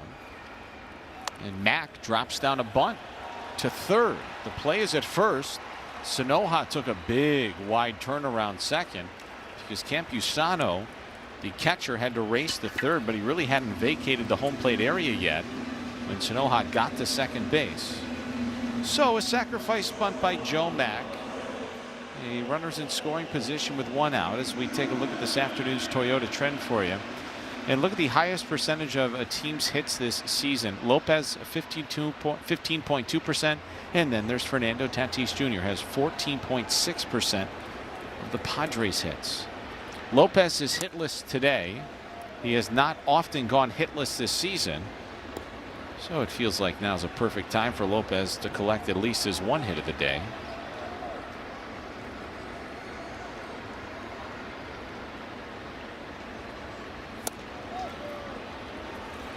Well, we've chronicled how well he's hit left-handers all year. So this is right up his alley.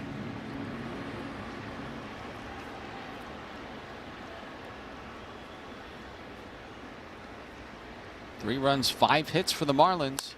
Lopez grounds one to the left side. Sanoja was off on contact, and he slides into third, and he's tagged out. Play was in front of Sanoja, who was aggressively running the bases. But he has gunned down 6-5. Yeah, we saw a couple of base running mistakes last night. And there's one thing to be aggressive and try to make something happen, but that's just an old adage. When the ball is in front of you that much, there's no way you're going to make it to third. And once again, Ruben Niebla is going to use up some of his mound visits here. In absolutely no hurry to get back to San Diego. Who loves mound visits more than Ruben Niebla? Now, you can understand. I'm sure, by the way, I'm sure there's a site. Please don't look. I don't want you to go looking for it. I will not. That'll have who's leading the league in mound visits this year. Yeah, I'm sure there is. I'm sure there is. Now, the conversation here, though, is pertaining to Kyle Stowers, who's having a very good day, and one more big swing could begin to put this game out of reach for the Padres. So I'm sure they're discussing how careful you want to be with Stowers at the plate, with Hernandez on deck. But you have the matchup in your favor, right. Lefty-lefty. Right. And it's been a struggle for Kyle against lefties. Right.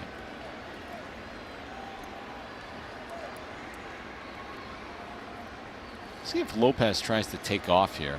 He's got a very big lead. Marlins have not been shy about running, and Stowers swings right over top of a sinker.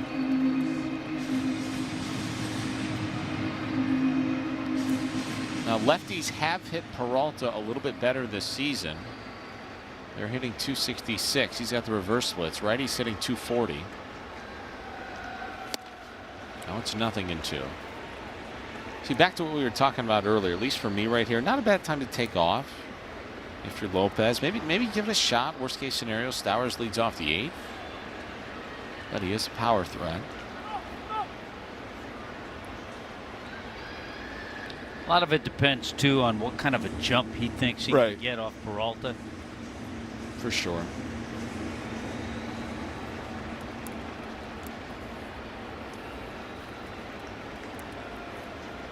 Marlins got 2 in the second and 1 in the third. Leading by 2 here in the last of the 7th. Peralta's 0-2 is low.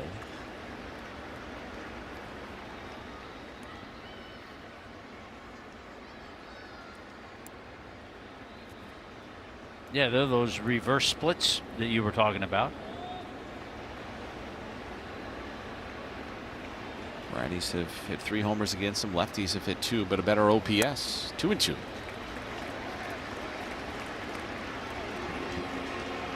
By the way, the Rockies did get a hit and a run. A Cole Carrig homer has the Rockies on the scoreboard there at American Family Field. Safe to say, caught up with one of those 100-mile-an-hour fastballs. Bouncer to first. Fielded by France. 3-1 Marlins as we go to the 8th.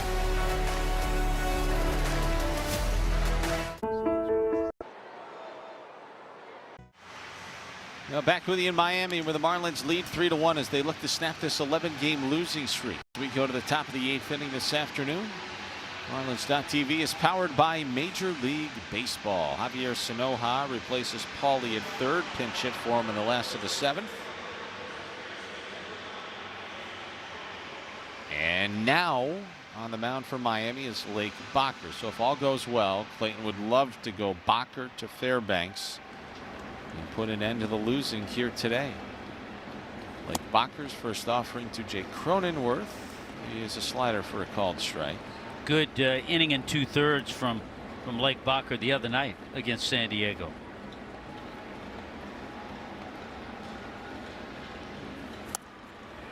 Good sweeper, 0-2.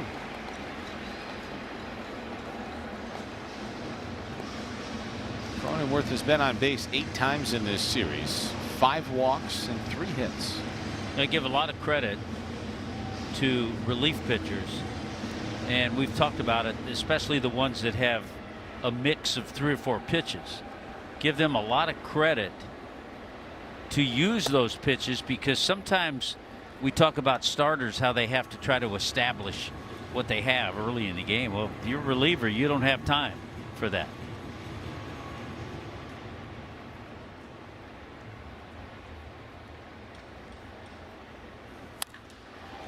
That's lined into right, and a base hit for Cronenworth. It's the 9th time he's been on base in this series as they throw it back towards first. Leadoff man aboard here in the 8th, tying run coming to the plate. He's had a good day. His third base hit. Spinner stays out over the plate, didn't come down and into him. And when you start swinging the bat well, you're going to hit that pitch hard.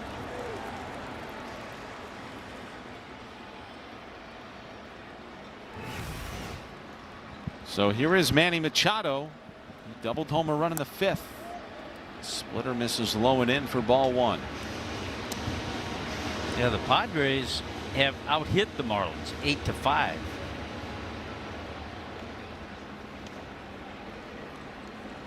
Cronenworth at first, tying run at the plate. The infield back they play him to pull, and there's a strike.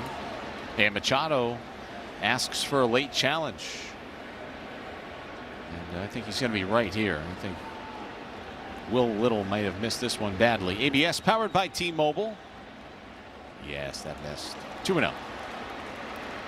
Yeah, that missed by a lot. And Manny's not a guy. You could see even on that pitch how hesitant he was to challenge. Because remember, this is a guy here who's in his 15th season who's never really done this before. It's hard to teach the old dog new tricks. Right.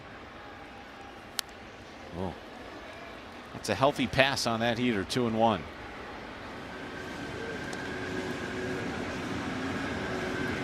He's got himself in the driver's seat here.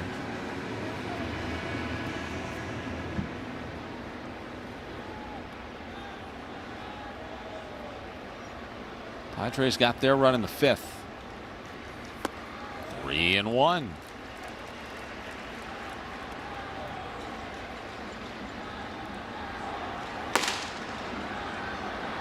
Griffin Canning and Adrian Morejon are loosening.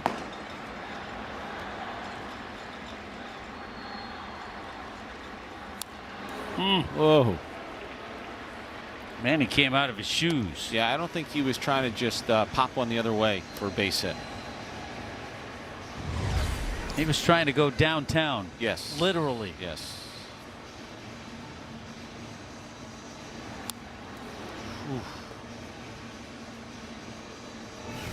A vicious swing. Curious to see if Cronenworth is on the move on this 3-2 pitch. Oh, Machado's a strikeout candidate. Max got a great arm. He is not going, and Manny hits one to center field and deep. Ruiz is going back at the wall, and Manny Machado has tied the ball game here in the 8th with a 2-run home run.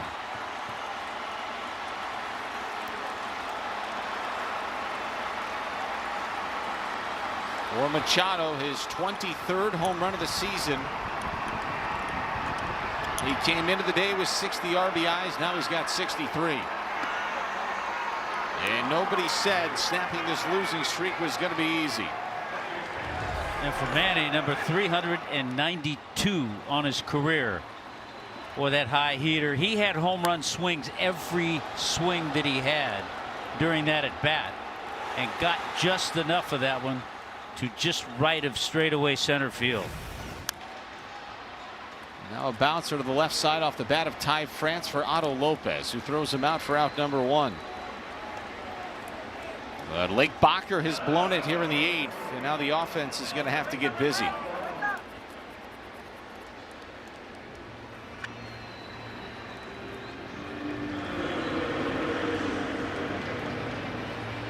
Nobody said it would be easy. Nope.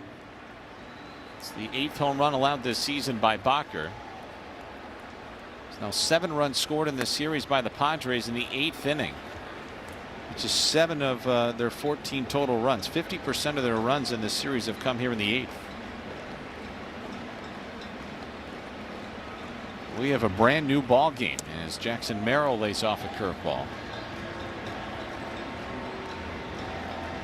There's that baseball just sitting out there in that artificial brush. Uh-oh. Merrill deep to right center, way back and gone.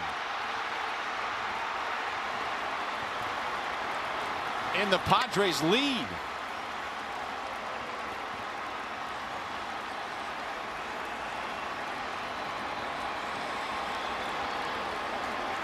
We told you earlier, we were talking about Jackson Merrill off to a slow start, but has been on fire lately and swinging the bat the way the Padres saw him swing it a couple of years ago.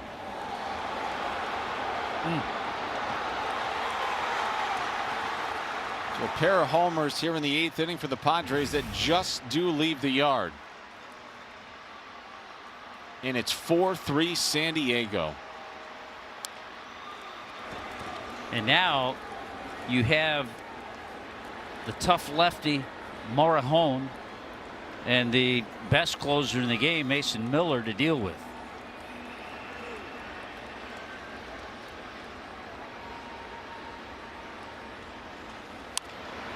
And now Rengifo carves one down the left field line for a base hit. He wants extra bases. Hernandez will lob it into third. I do think, Hut, a little bit of shock has set in here for the Marlins as quickly as this has transpired here in the 8th inning. Not only with the Marlins, with the fans as well. And to try to temper that a little bit, Daniel Moscas heads out toward the mound. But again, mentioning about Rengifo, good swings the entire series.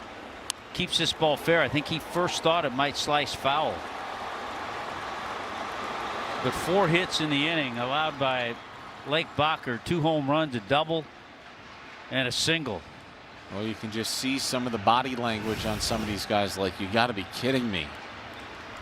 And Daniel Moscas is having a really, really long chat with Lake Bacher.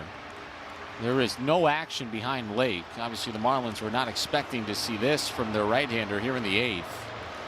Some boos begin to rain down. A Manny Machado 2-run homer has tied it. A Jackson Merrill go-ahead home run has given the Padres the lead for the first time today. And now the Marlins are in danger of losing 12 straight for the first time in franchise history. As Gavin Sheets takes ball 1.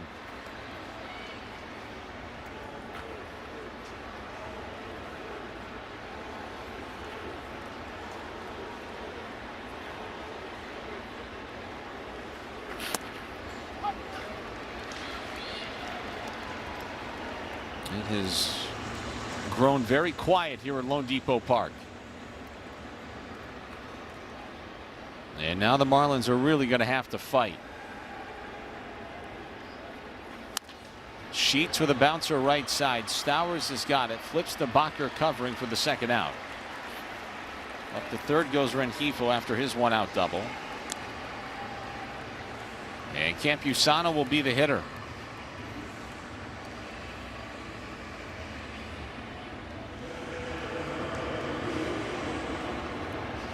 Yeah, this is a must out right here.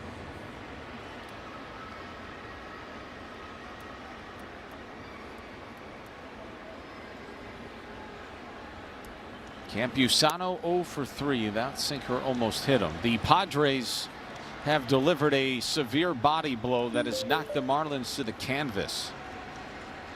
Now 8 of their 15 runs have been scored in the 8th inning of this series. Here's the 1-0. Boy, Campusano, was he ever fooled on that sweeper? 1-1. The 8 home runs allowed by Lake Bacher. It's tied for the 4th most in baseball. There is Merrill and Machado, who have taken Bacher deep. Here's the 1-1, and Campusano lines it to left. That's down for a base hit. And the Padres have scored 4 times here in the 8th. There's still nobody loosening. That's a surprise right there. I know what you want to do as a manager, but what you want to do doesn't always come through fruition. Hanging curveball. Lake Bacher's not made good pitches this inning, and he's gotten hit hard.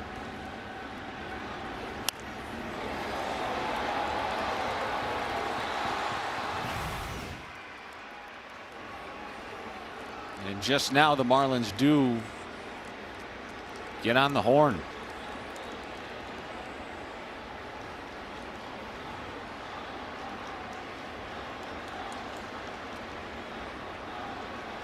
Rodolfo Duran is running at first base for Campusano. And Song pops a fastball high in the air near the home plate area.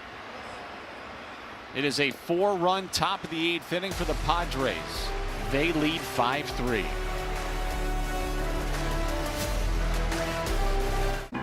People do.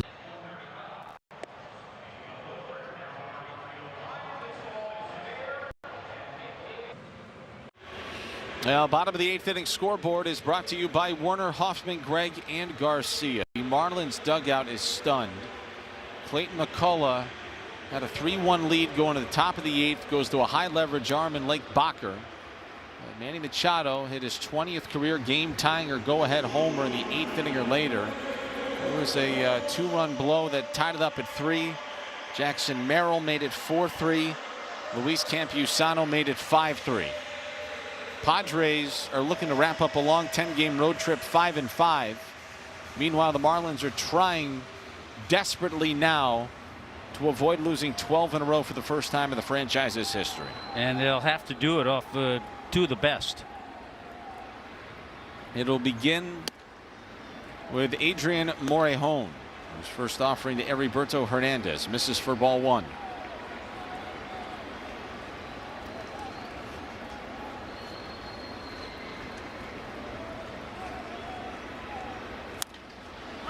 Hernandez fouls this in the air outside of first, and over is France, and there's one away. This copyrighted telecast is presented by authority of the Miami Marlins and may not be reproduced or retransmitted in any form, and the accounts and descriptions of this game may not be disseminated without the express written consent of the Miami Marlins. 1 out here in the last of the 8th.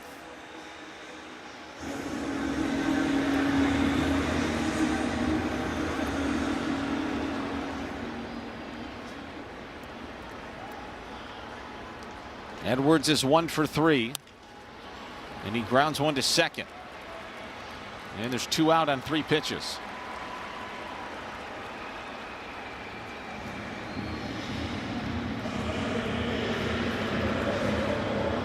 Yeah, this is a guy that a lot of teams, if you read about trade rumors, you read about Morejon a lot, certainly Mason Miller.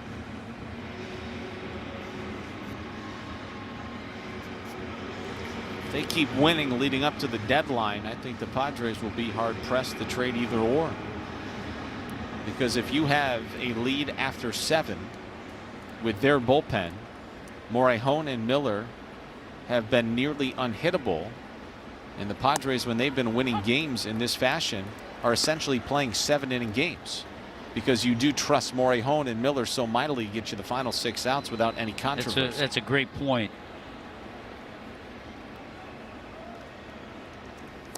Ouch. Liam Hicks is hit by a Morejon slider. And a little bit of life for the Marlins here in the 8th. I think they're going to call back Griffin Conine, and Leo Jimenez will bat. And I'll tell you what it reminds me of. Quite a while ago in the early 90s, I did a lot of games with the Toronto Blue Jays. 92, 93, their World Series years. 91, 92, they had a back end of the bullpen. Unfortunately, he just passed away the other day. Dwayne Ward and Tom Henke. And anytime they got to that point in the game, over. It was Ward and Henke, and that game was over.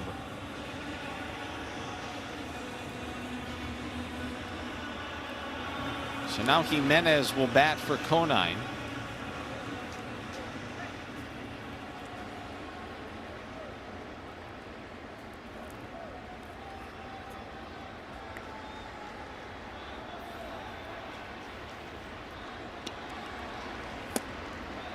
And Leo Jimenez takes strike one.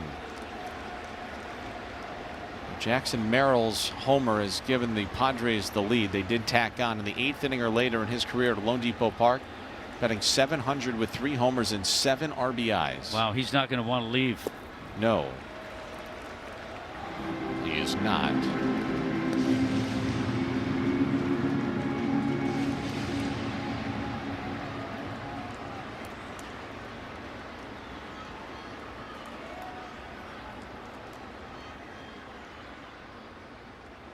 Here's a 1-1. Missed outside. Steri Ruiz is on deck.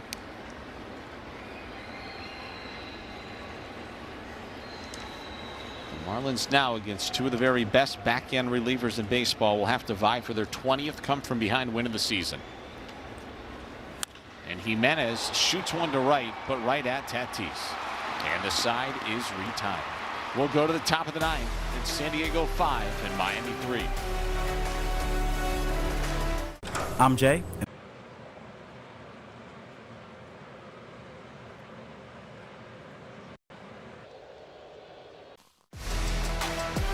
Miami Marlins baseball is presented by the Wells Fargo Active Cash Credit Card. Earn unlimited 2% cash rewards on purchases. Terms apply. And by Hard Rock Bet, the official betting partner of the Miami Marlins. And some of the sights from Cooperstown, New York. Top of the 9th inning here in Miami. The Padres scored 4 runs in the top of the 8th. Pete Fairbanks replaces Lake Bacher. Javier Sanoja has gone from third to right. Jimenez remains in the game at third. And for Fairbanks, it'll be his 34th appearance of the season. There's Leo. And there's Javi. Here is Fernando Tatis Jr., who takes inside for ball 1. The Padres sent 8 men to the plate, scored 4 runs on 5 hits, left 1 on base, a pair of homers in the 8th. Oh. It hit the bat. Yes, it did. That's a foul ball. Yeah, it hit the bat, because you could hear that all the way up here. Yeah. Got his heart racing a little bit. Yes, it did.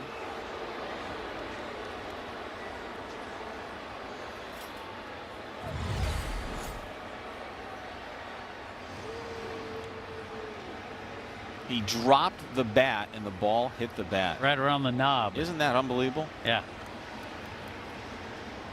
That's do anything you can to get out of the way. Well, you don't see that very often, if ever.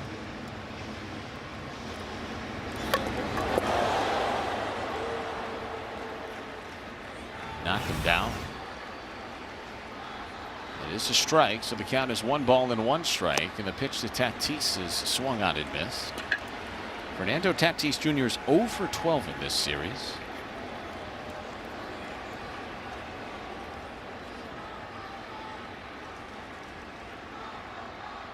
Fairbanks is pitching for the first time since Milwaukee last Sunday, when he gave up the walk-off bomb to William Contreras. Challenge coming here. This is a Marlins challenge. And Joe Mack got another one correct.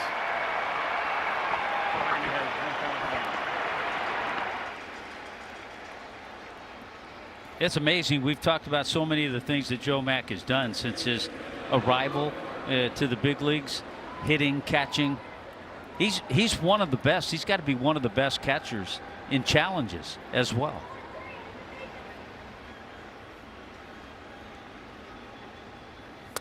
Jake Cronenworth takes the slider down and in for ball 1. I was chatting with Max Garrett, who's the Marlins director of catching in the organization. He was here before the game, and Max was telling me just how eye-opening this has been to watch Joe Mack at this level. They knew he was going to be really good. Maybe they knew he would be this good, but it's all just kind of translated, which has been pretty crazy to see. I think also one of those things that's an intangible is that his leadership skills in handling pitchers. Cronenworth deep to right. Sanoha's going back on the warning track with room, and there's 2 out. So you don't know always how that's going to translate from the minor leagues to the major leagues. And here comes Manny Machado, who hit the 2-run homer in the 8th. He's got 5 hits and 14 at-bats in the series. And a handful of extra base hits.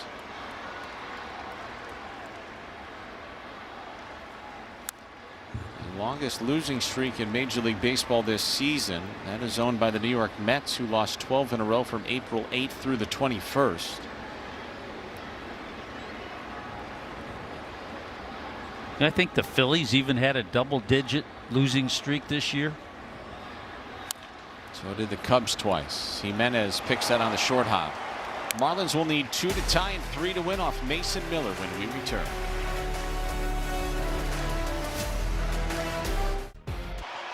Well, swap out your desk for the ballpark. Work with a view while the Marlins take on the Phillies Wednesday at 12:10. Clock in and enjoy the game. Ballpark Bites and the best office views in South Florida. You can get your tickets at marlins.com/tickets.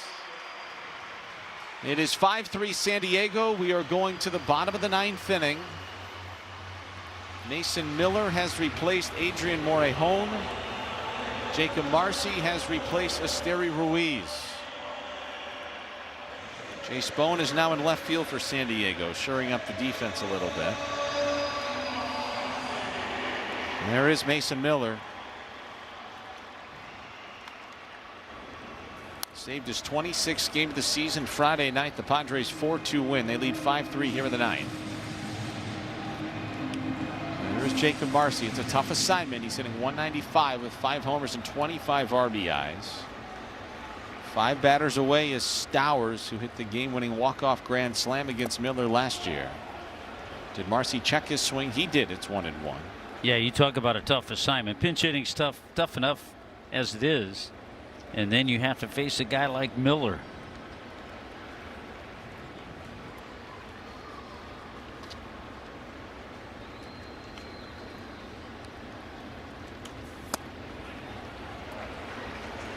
Fastball misses low. I think there was a challenge. This ABS challenge is brought to you by T-Mobile. And if this is lost, the Padres are without. And that is a good call. And it's 2-1. Marlins haven't won a ball game since July 9th. It makes it even worse because that all-star break was mixed in. Can they battle back here in the bottom of the 9th inning this afternoon? Marcy flies one to shallow left. Bowen just into the game, racing in. He's got it. There's one away.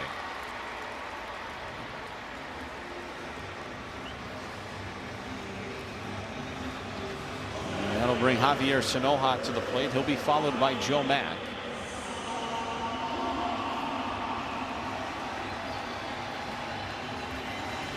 You see the look in that kid's eye.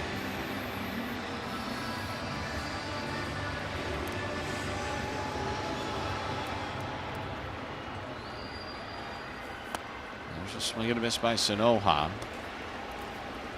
Mason Miller is 27 years old, out of Pittsburgh. Drafted out of Gardner-Webb University. Most recently appeared in his last All-Star game, his second. He's got a league high 26 saves. And it's a big kid. He's about 6 feet 5 inches tall and 200 plus pounds out there on the mound. He pretty much stays with fastballs and sliders. That's an easy 103. It is 2-1 on Sanoha.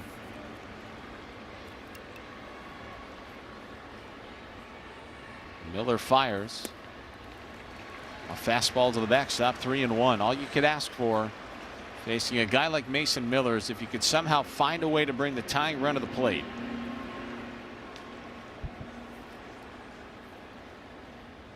Marlins are hoping for a dramatic finish here today. The 3-1 swung on and flown in the air deep to right field. Tatis back in the corner. That is foul. We lost him. He is a little limp. Don't know if he couldn't hang on to it, if he simply couldn't catch it. But it's a foul ball and it's full on Sanoha. Let's see what happened down there. Yeah, that ball just kept slicing away. It was in foul territory, and right as Tatis was in that reaching mode, he got to the wall. He's waving off a member of the training staff and Craig Stammen.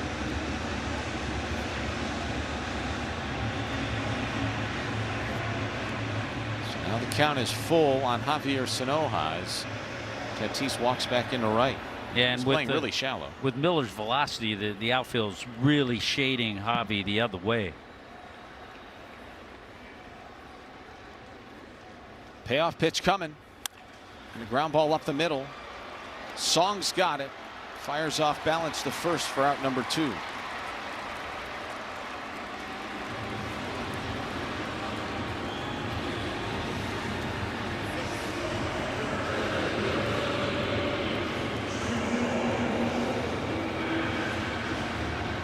The Marlins had to have been feeling like they had this one until it unraveled on Lake Bacher in the top of the 8th.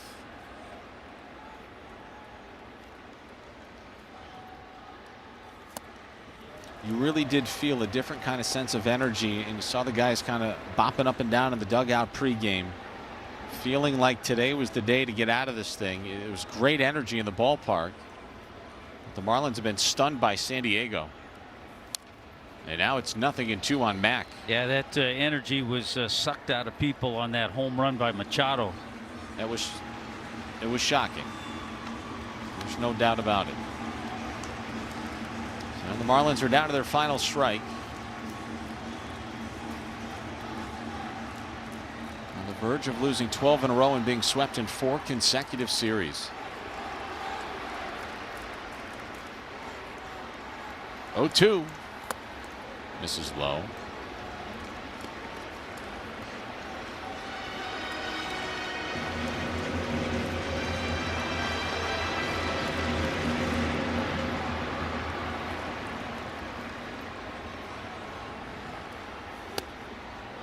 It's 2-2. 104 miles an hour.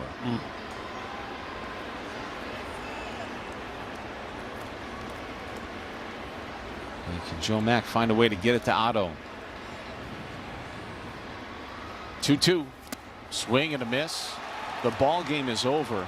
The Padres have come from behind to sweep the Marlins, who have now lost a franchise record-setting 12 consecutive games.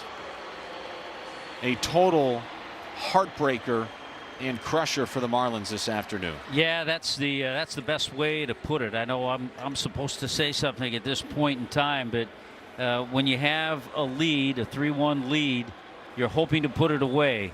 And unfortunately, you know, each game there seems to be one thing that goes wrong.